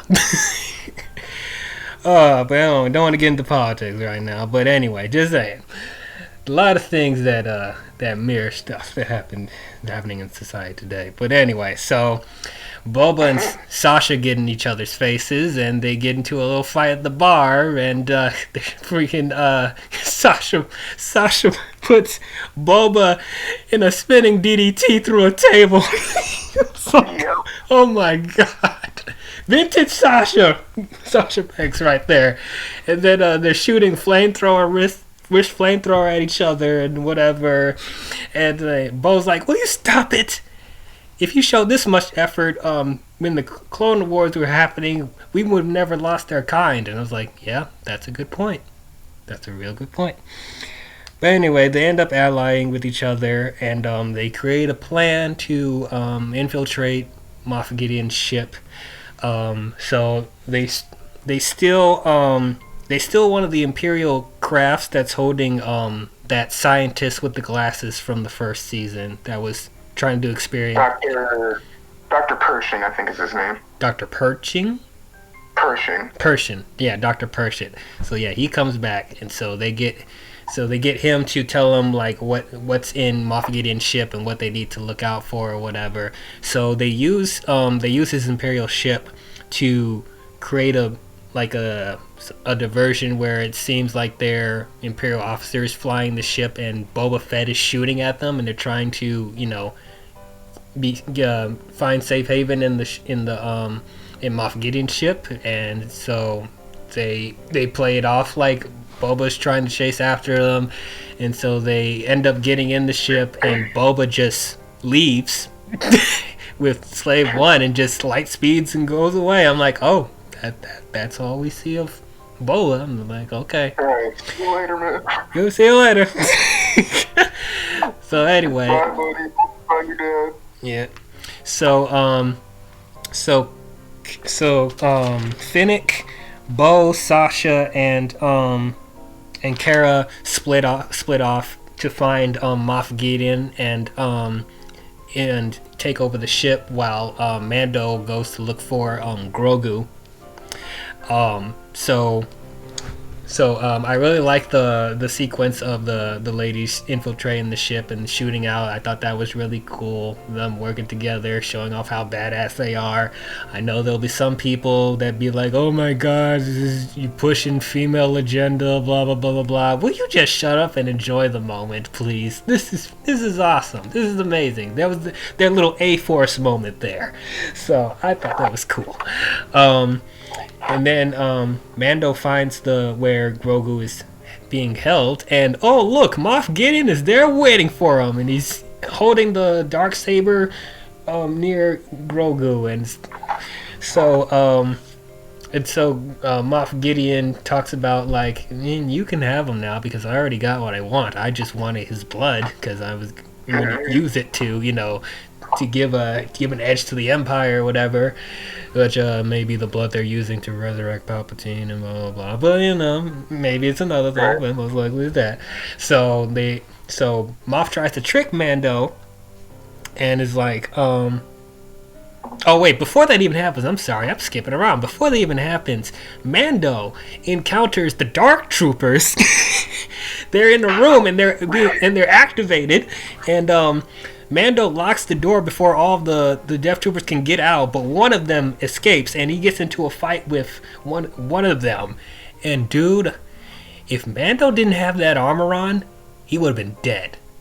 He would have been dead. Squished. His head would have been squished onto the pavement. Like, God, they were that powerful. He has them trapped. He has them, like, locked up on a wall and punching his helmet numerous times through the wall. I'm like, God dang. And then he tries to shoot at it, but nothing's happening, and he's using those torpedo things on his wrist, and that's not working. He's using the flamethrower, and that's not working.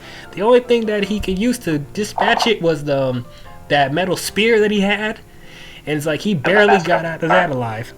Sorry, what? The Beskar? Yeah, the Beskar, yeah.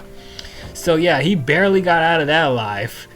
But the other Death Troopers are about to escape, but then Mando presses a button that releases them into space, and immediately I thought, they'll be back.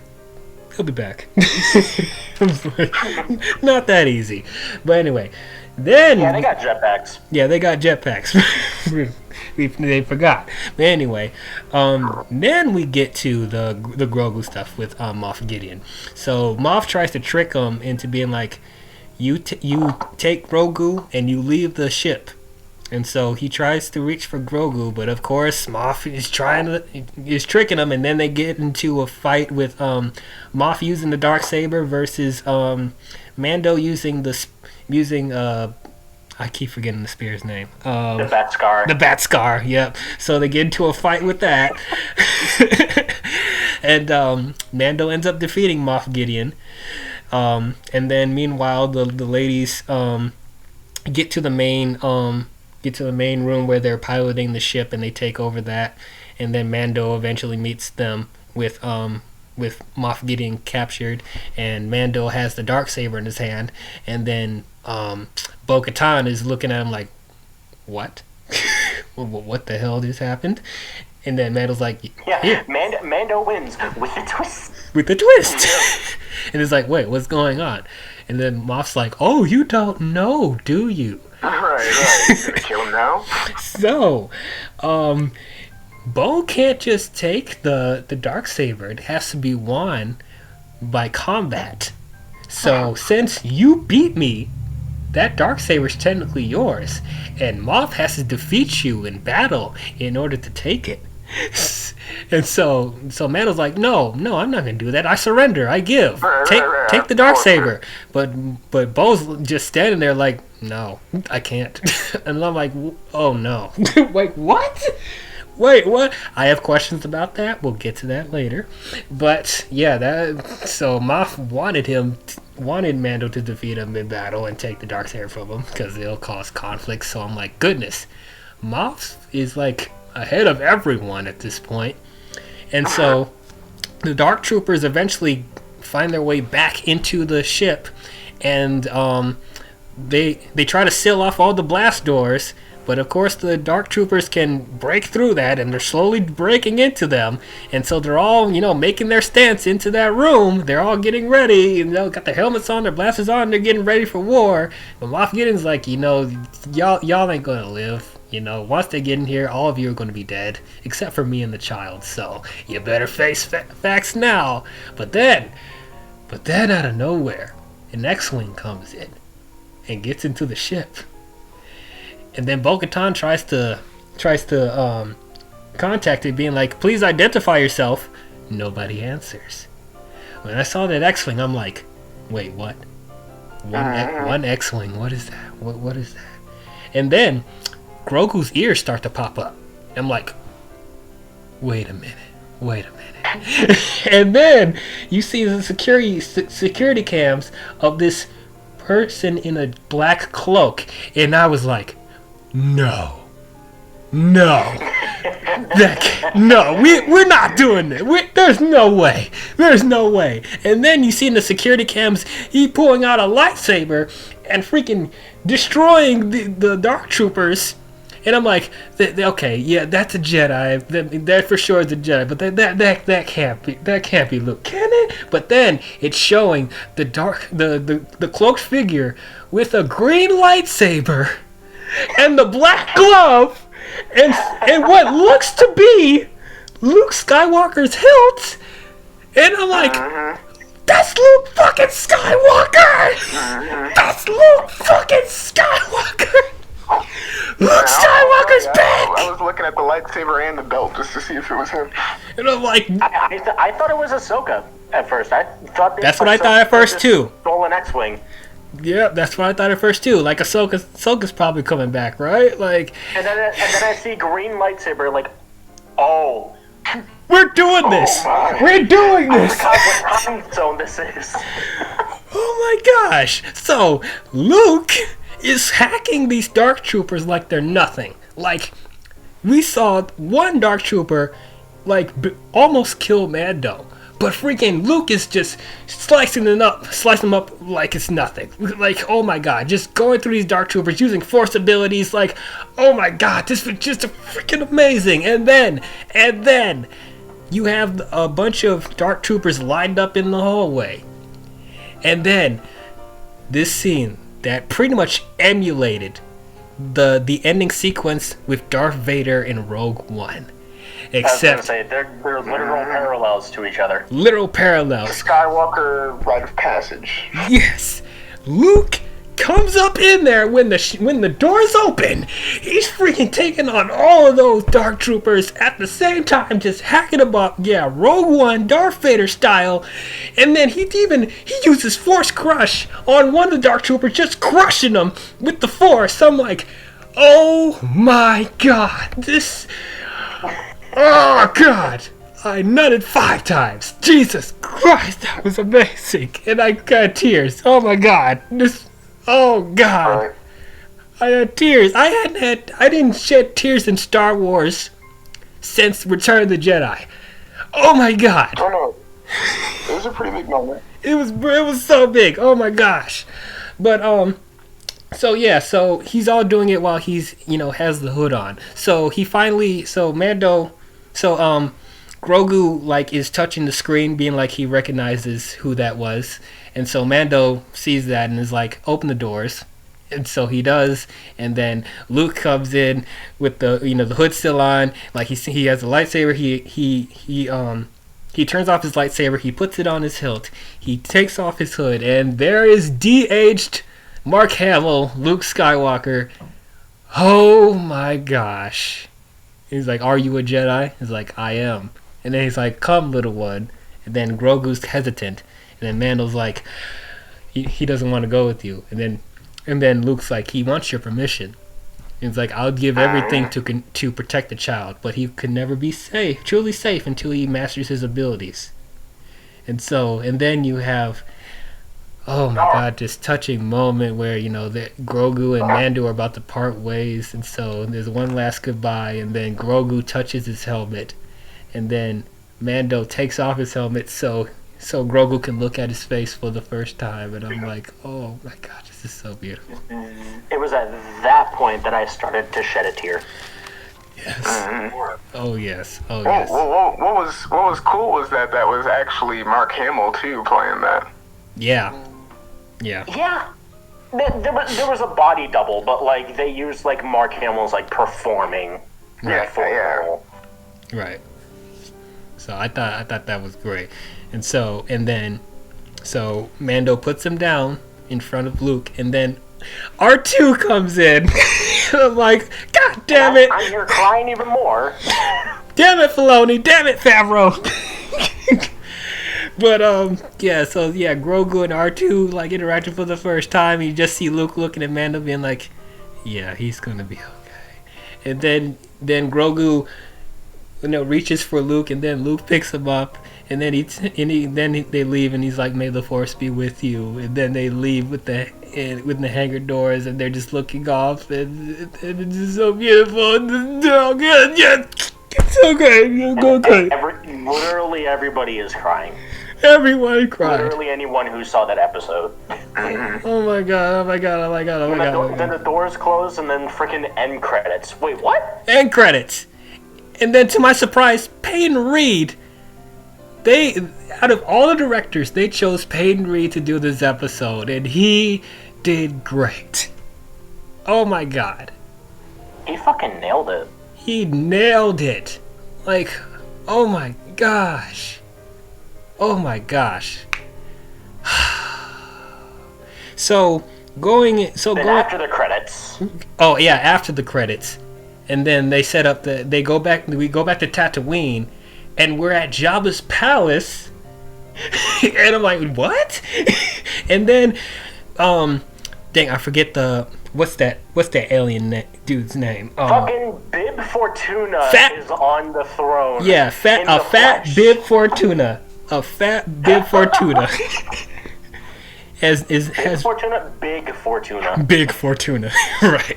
So apparently he's ruling over Jabba's palace, but not anymore, because Boba and Fennec come in, and he shoots Bib Fortuna dead, and now he is taking over Jabba's palace. And then it's said that The Book of Boba Fett, a new show coming to Disney Plus, fall 2021. Wow. I can't wait. I can't wait.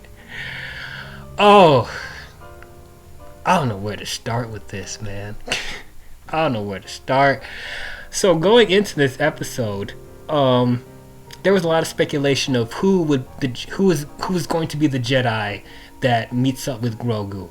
A lot of people thought that it was possibly going to be someone from Rebels, like Ezra or something, or they were thinking that maybe it could be a completely new Jedi that we haven't seen before, or there was even some people that actually brought up Luke, and I was one of those people that was like, there's no way they're gonna bring back Luke. There's no way. I thought Cal.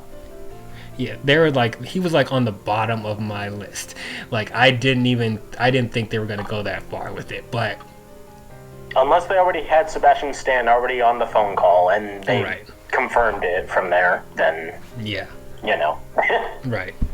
But man, I was completely shocked. I was completely shocked. I can't believe they did it. Man, I mean, now can you nitpick the de-aging effects? Sure. Yes. Sure. Yeah, it looked a little Star Wars has had kind of a bad history with having kind of horrible de-aging effects. Right. But to be fair, this design of Luke still looks better than the Luke from the holiday special. Absolutely. Jesus Christ. Even like the bad CGI, like I don't want to say it was bad de-aging, but like the very odd de-aging from the ending of Mandalorian was still better than the holiday special Luke. Right. Yeah. So like. So there's a plus. Right.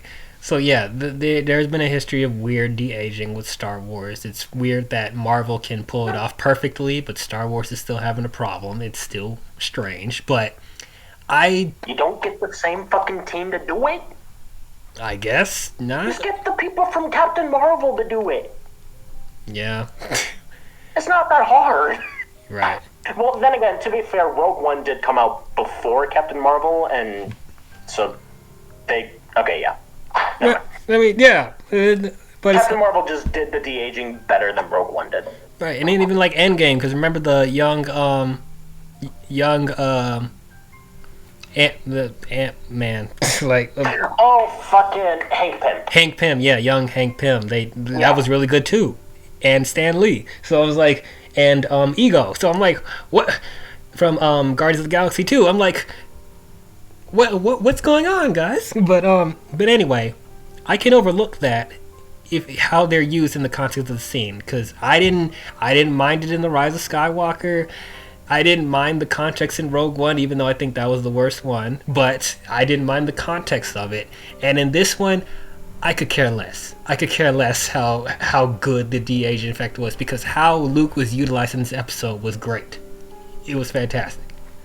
Like, one of the things that I was really hoping would happen in The Last Jedi is seeing Luke Skywalker just pull out a lightsaber and just destroying people and other stuff left and right with his green lightsaber. Like, that's something I wanted from The Last Jedi, but I'm glad we're finally getting it here. I was gonna say, I'm glad that we get it here, like, before he disconnects himself from the Force.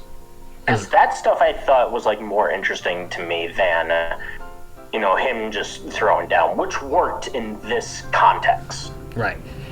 And the context worked from both areas, from both Mandalorian and Last Jedi, perspectively. Mm.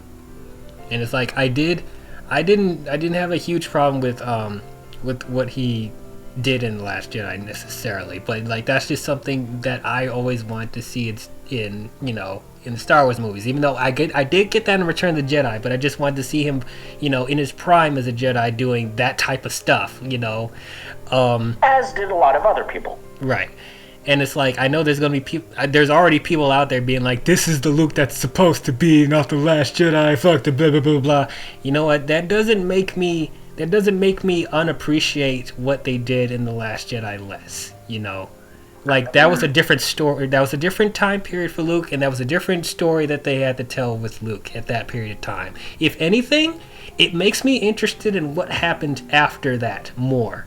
Like, it makes me interested to see more of what happened when he actually did have that Jedi temple with Ben Solo there. Like, it makes the tragedy of Luke hit more, because like that he was training Grogu and whatever, and he's like, he was very confident that he was going to train him, and whatever, and he was going to create this temple. And it's like, and he still had that very pompous Jedi nature of himself, like that overconfidence that we were talking about, that was ended up being the downfall of the Jedi in the prequels. Like, it's still there, so it kind of still can contribute to what happens in The Last Jedi. So it's like, it's not like it makes it makes the stuff in Last Jedi diminish more, even though a lot of people will think that's the case. But it's like, I'm still interested in that development of what happened with him in the sequel trilogy. This just adds on top of it for me. Like, it just, like, there's like a more of a connection with how Luke and Mandalorian connects more with Luke in the sequels, how that just sets up even more, because now, since he's taken Grogu and we were so invested in like going on this adventure with Grogu. Now we get the idea of like, oh, maybe Grogu was one of the Jedi that fell from Luke's Jedi Temple from the sequels. And though that's another thing where that's going to be a hard pill to swallow too. Ben possibly killed Grogu. Kylo possibly killed Grogu. Possibly. It's not confirmed until it is. Until it is. And that's probably one thing where I could see people being like, oh, fuck The Last Jedi and fuck the sequel trilogy because we know Kylo's gonna kill Grogu, blah, blah, blah, blah. I'm like, okay, I can't argue with that more. Because if that ends up happening, I would hate it. I would hate it. Okay, well, at that point, it's favoritism. Okay, yes, I get it. Because I get it. In the context of the story, it'll probably work. It'll probably make sense. And that's why... Yes. And that'll add to why I didn't want I didn't want Kylo to fully be redeemed in the sequel trilogy because of what he possibly did at that temple. You know. So Ben served his purpose when he came back, but he knew he needed to serve, you know, he needed to correct what all the wrongs he did. So it's like it just makes the plot thicker, you know. So it's like makes it more complicated. Yeah. Okay, so I want to talk real quick about the whole Bo-Katan has to fight someone in order to make claim to the Darksaber. That is also an inconsistency because didn't somebody just give her the Darksaber in Rebels and she was okay with it? Mm-hmm. So I'm like, why is this a conflict?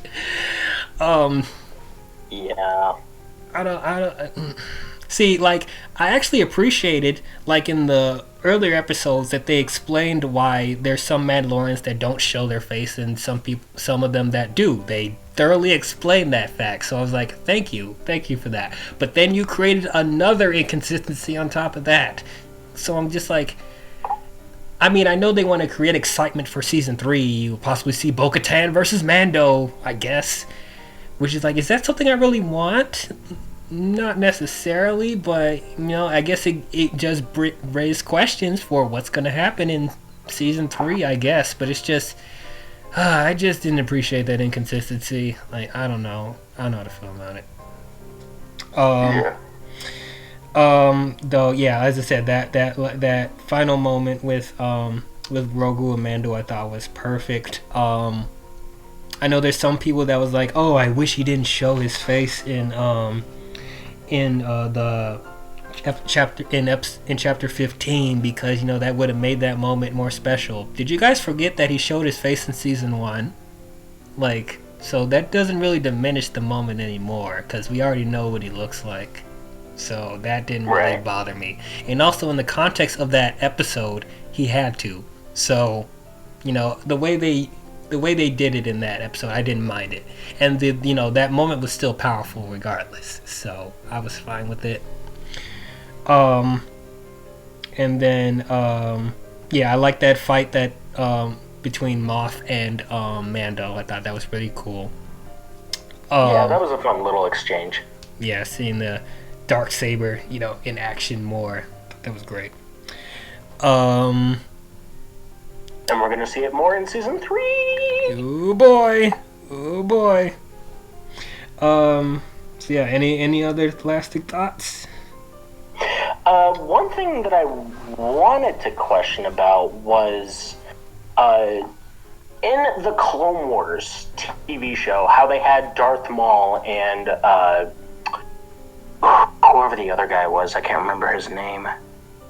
But Darth Maul beat that guy from the Clone Wars. Oh yeah. It was like Governor something. You know what I'm talking about, yeah, right? The governor from Mandalore. Yeah. Yeah. The way that Maul won was that he killed the governor. Right. And I thought that was initially like the way that you reunite Mandalore, or like bring back Mandalore, I guess. Right. But then it's just like you just have to defeat him in combat. You don't have to necessarily kill him. Yeah, now it's like defeat in combat, but didn't Moff, in that context, didn't that sort of mean that Moff Gideon surrendered on purpose? So that he could see Mando and Bo-Katan duke it out? I mean, he was still trying, so he wanted to pull off an act so it didn't seem like it was too easy for him to surrender. Then they won't be like, hey, what you planning, dog? What you doing?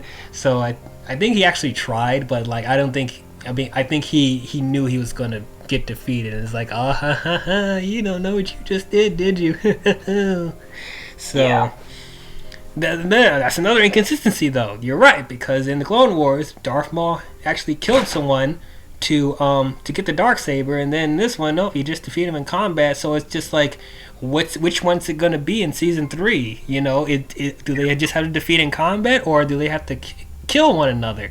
And I'm telling you right now, if it ends up being that they have to kill each other, I don't know if I'm going to like that, because I don't want Mando to kill Bo, and I don't want Bo to kill Mando, obviously. So it's like, well, that would also potentially set up the idea that maybe Bo-Katan could be set up as one of the main villains of season 3, and she might have to be killed off if they want to continue with the Mandalorian series, like through like seasons 4, 5, and 6 and whatnot. I don't want to make Bo a villain. No. I know. I really hope that's not what they're doing. I really hope, because I really like her. They made her so likable. I mean, they can make her an antagonist, sure. She can be an antagonist, but like, I don't know how to feel about making her a full-out villain. I don't know. I don't either. But we just have to see what happens, I guess. Yeah. It's an interesting concept with what we're going into, but like it'll have to be like fully thought through for it to make sense. Right. Do you guys think we'll possibly get a Luke Skywalker thing, a show or whatever? Like a Luke Skywalker show? Yeah. No, but I think we might get some Luke Skywalker appearances in season 3. Yeah, possibly. I was thinking like, because that's more of a connection to Mandalorian more than Luke Skywalker getting his like own show. Yeah. Yeah. Yeah, it's like I don't necessarily need a show from him, because we already have the original trilogy. Right, exactly. So it's like that is the Luke Skywalker show. That is a Luke Skywalker show. And so it's like I don't want them to oversaturate, him. Because they tried the Solo movie. Because even though I like the Solo movie, that was 100% unnecessary. So I don't want them to do the same thing with Luke. Even though I'm open for Sebastian Stan to be Luke, but it's just like, I don't need that much. He's good in the right moments when he comes at the right time. Not all the time, but just like at the right moment, like that's good enough for me. Well, one thing that would be cool is if at some point down the line, not like anytime soon, like within the next 5 years, I'm not talking like that soon, but like at some point we could possibly get a prequel to the sequel trilogy on how Ben Solo was fully evolved into Kylo Ren and how the destruction of Luke's temple actually went. That would be great. I would love to see that. Or if it was just like a Disney Plus show. I feel like not like a movie. I feel like we'd mainly get something like that as a comic. I think there already is some too. Yeah, I think there's already some comics with that. But I would totally would love to see that in live action, because that's one of the main things that I wanted to see from the sequel trilogy is what happened. I mean, yes, you told us about some things that happened, but I want the whole story, man. I want to know I want to know. But I know it's like Disney and Lucasfilm's trying to be like, we don't want to you touch the sequels for a while, because especially at this point, since now we have like Grogu that could be like possibly connected to this timeline, and maybe there's like other Jedi around somewhere that could potentially be a part of this timeline as well. Maybe they could have their own little thing with Ben Solo that'll just make his downfall even more harder to watch. Right. Actually, you know what? I'm gonna share this with people because this is something that's been on my mind for a while.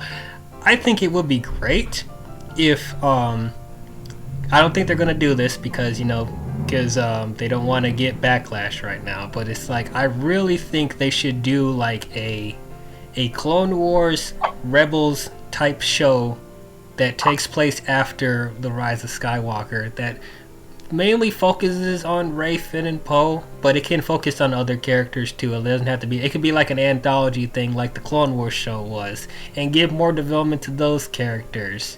And then maybe we could possibly get more backstory with Ben Solo and Luke. Because like I'm thinking, because everyone is like so split on the sequel trilogy, and people don't want to see anything from that anymore. But I'm thinking, that's what people said about the prequels, and then the Clone Wars came out, and then people appreciated the prequels more. So I'm like, they can do the same thing with the sequel trilogy if they made a show that's focused on, those characters and give them more development, So I think that would be a great opportunity for them to do something like that. Or even like a show that takes place in between The Last Jedi and The Rise of Skywalker, since there's only a 1 year difference between the two. Yeah, that too. I think they actually did something like that. I think it was called like Star Wars Heroes or something like that. It wasn't good. Oh, did they really? I didn't like it, but I have to look that up. I don't remember seeing that. But I'm not talking about that or Star Wars Resistance. No, I want like an authentic like. Star Wars Resistance. That's probably what I was thinking of, is Star Wars Resistance. Oh yeah, that took place was it before Force Awakens or like in between Force Awakens and Last Jedi or something? I think it was like before, like the show started like at the time before the Force Awakens, and then like as the show went on, we were in like during the timeline of the Force Awakens. So I'd be open to seeing a show like that takes place before then, but it's just like I don't think there's a lot of time in between those movies that we could really do a lot of development there. I could be wrong. They probably could come up with something because the Clone Wars took place before 2 and 3, so it's like they could do a lot, but it's just and that's a 2 to 3 year gap. Right. And look at how far we've gotten. Yeah, exactly. So like holy shit, 7 seasons? Right. So I'm definitely be open for that, but I think there'll be more opportunity if they moved forward with the development, because like what I'm thinking is like if they did do something that's in between the episodes, like I don't think that's really gonna, because they know what's coming with the Rise of Skywalker, so it's like no matter what they do between the movies, they know what's coming, the decisions that they don't like. So I'm thinking like, I mean, they probably could warm up to it if they do right development with that show. But I'm thinking like maybe if it took place after, they can make those choices in the sequel trilogy mean a little bit more, or see where they go with it. Maybe they won't like it initially, but just seeing where they go with that development afterwards, seeing how the characters grow after this, I think would be good. Because like even if because remember, Finn's force use abilities still weren't that developed in the sequel trilogy, so it's like can't do much with that. And then Poe stuff, you probably could do a little bit more, but not that much. And then Rey's stuff is still a mystery at that point, so at least all that stuff is established in the Rise of Skywalker. So it's like, okay, do something there. Maybe you can develop Finn as a Jedi at that point. Maybe you can make Rey more of a compelling character. You can give Poe more stuff to do. You can make Rose Tico a more interesting character. So it's like, and you could, have Ben's Force Ghost come back or whatever. So it's like a lot of I feel there's more possibilities taking place after. But that's just me. That is just me. I might have to I write. feel like there's like a lot of directions that you could take with like what happens like right after Rise of Skywalker, but that's definitely one of the more main routes to go for, is just to expand on more of the sequel trilogy characters like Rey, Finn, and Poe. Yeah, for sure. And then hopefully like introduce like more characters that aren't really like associated like with the Skywalker era, and just maybe sort of have them get more of a say in the Star Wars franchise as well. Like maybe there's like some villain group or antagonist group that is still associated with the Emperor and still believes in his beliefs and whatnot. Yeah. You know, and that's probably like the conflict of like that sort of time area, you know? Right.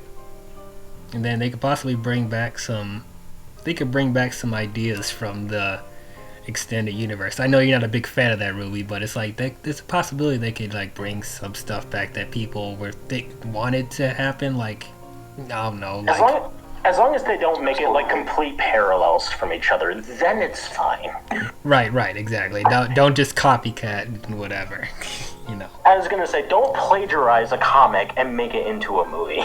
Exactly. Like, I want to see like your vision on a comic. You know. Right. So yeah, I hope that does happen, but I know people are just so upset right now. But like, think about it, guys, because you know, for those of you who were shitting on the prequels before the Clone Wars came out, like, did you ever think that an animated show would make them better? No, but it did. So it's like the same thing could happen with the sequel trilogy. Just give it a chance. Don't just ignore these characters, because there's so much you can still do with them. Yeah. But anyway, we went enough on a tangent about the sequel trilogy. Back to the Mandalorian. So overall, so if that's all we have to say about all the episodes, so I think we'll just go to grades now. Overall, I loved this season. I thought it was a lot better than season 1. I like that the returning characters. I love Mando and I love Grogu. I love the development they gave for them, and loved Kara and Grief and Mayfield and all them, and I like the new characters they introduced in the show: Ahsoka, Bo-Katan, Boba Fett coming back. They actually made Boba Fett a badass now, so I'm really glad of what they did with Boba, and I'm excited for his spin-off show. I love the fan service. I thought it was the right amount of fan service. You know, it didn't feel too much. And of course, the Luke Skywalker thing, one of my favorite moments in Star Wars. Just absolutely great. And I can't wait to see more from this show. So, yeah, I feel like, I mean, I'm still going to see Star Wars movies, you know, when they come out in the theater, whenever we'll be able to see them in the theater, or whatever they do, Disney Plus, whatever. I'm still open to seeing Star Wars in movie form. I'm excited for Rogue Squadron, directed by Patty Jenkins. I think that'll be good. And the Taika Waititi Star Wars movie, I'm excited for that as well. But, like, I feel like the future of Star Wars is, you know, TV series, streaming. I think that is the future, because we're actually getting more time to develop these characters, you know, instead of just sticking with this, you know, the constraint of being in a trilogy format. You get, you know, a bunch of episodes to, you know, really flesh out the world and the characters. So I feel like this format works a lot with the Star Wars universe. So I can't wait to see more from it. So overall, I will give Mandalorian season 2 an A-. Ruby. Mandalorian season 2.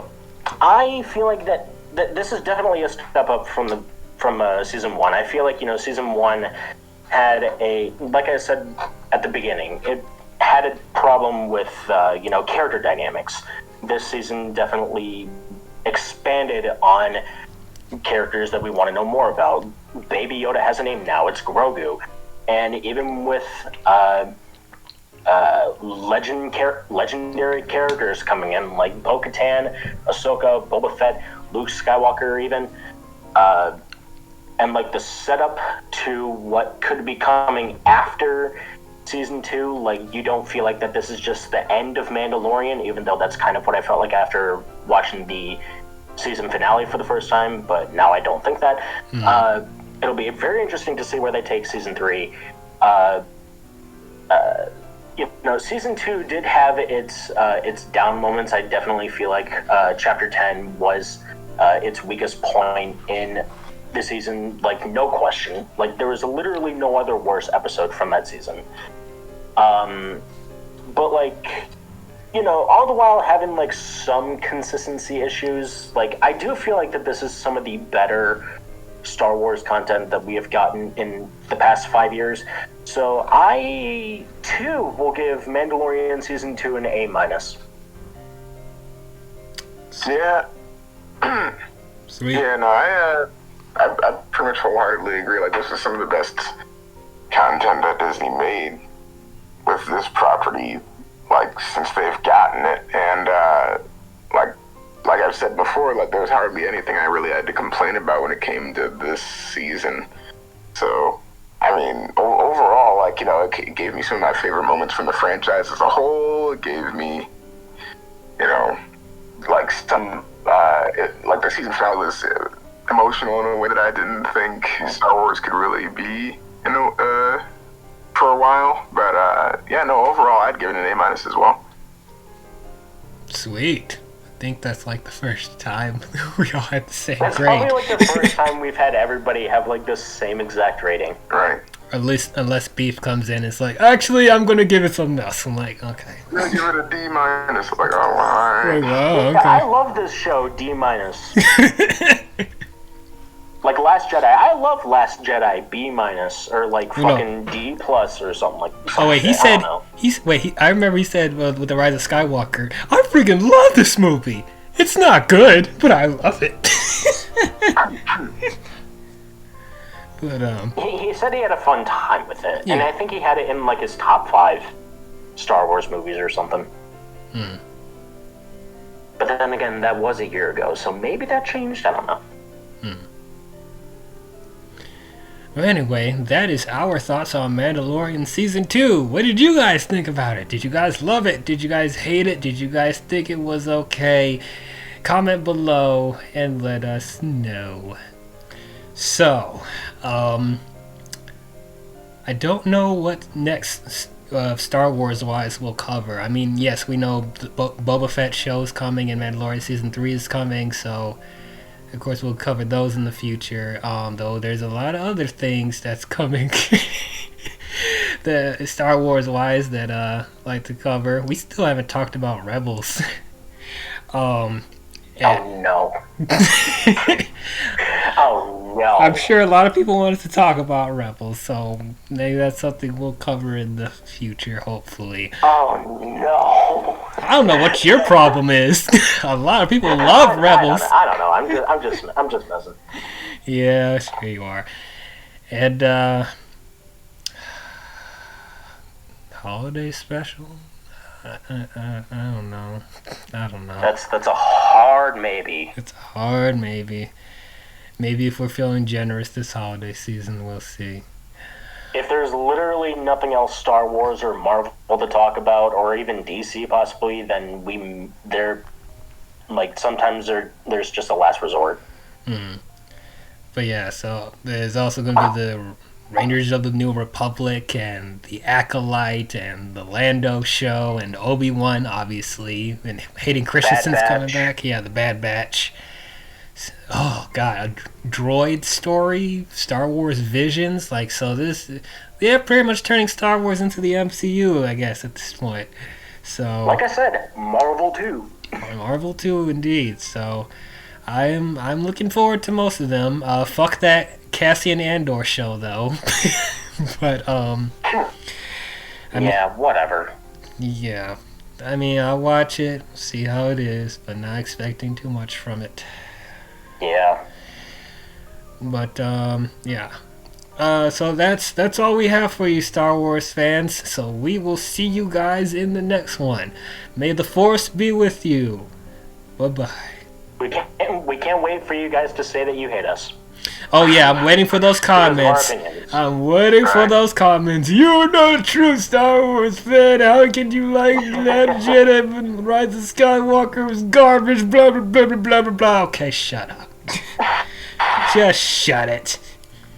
No, bye guys. Bye bye.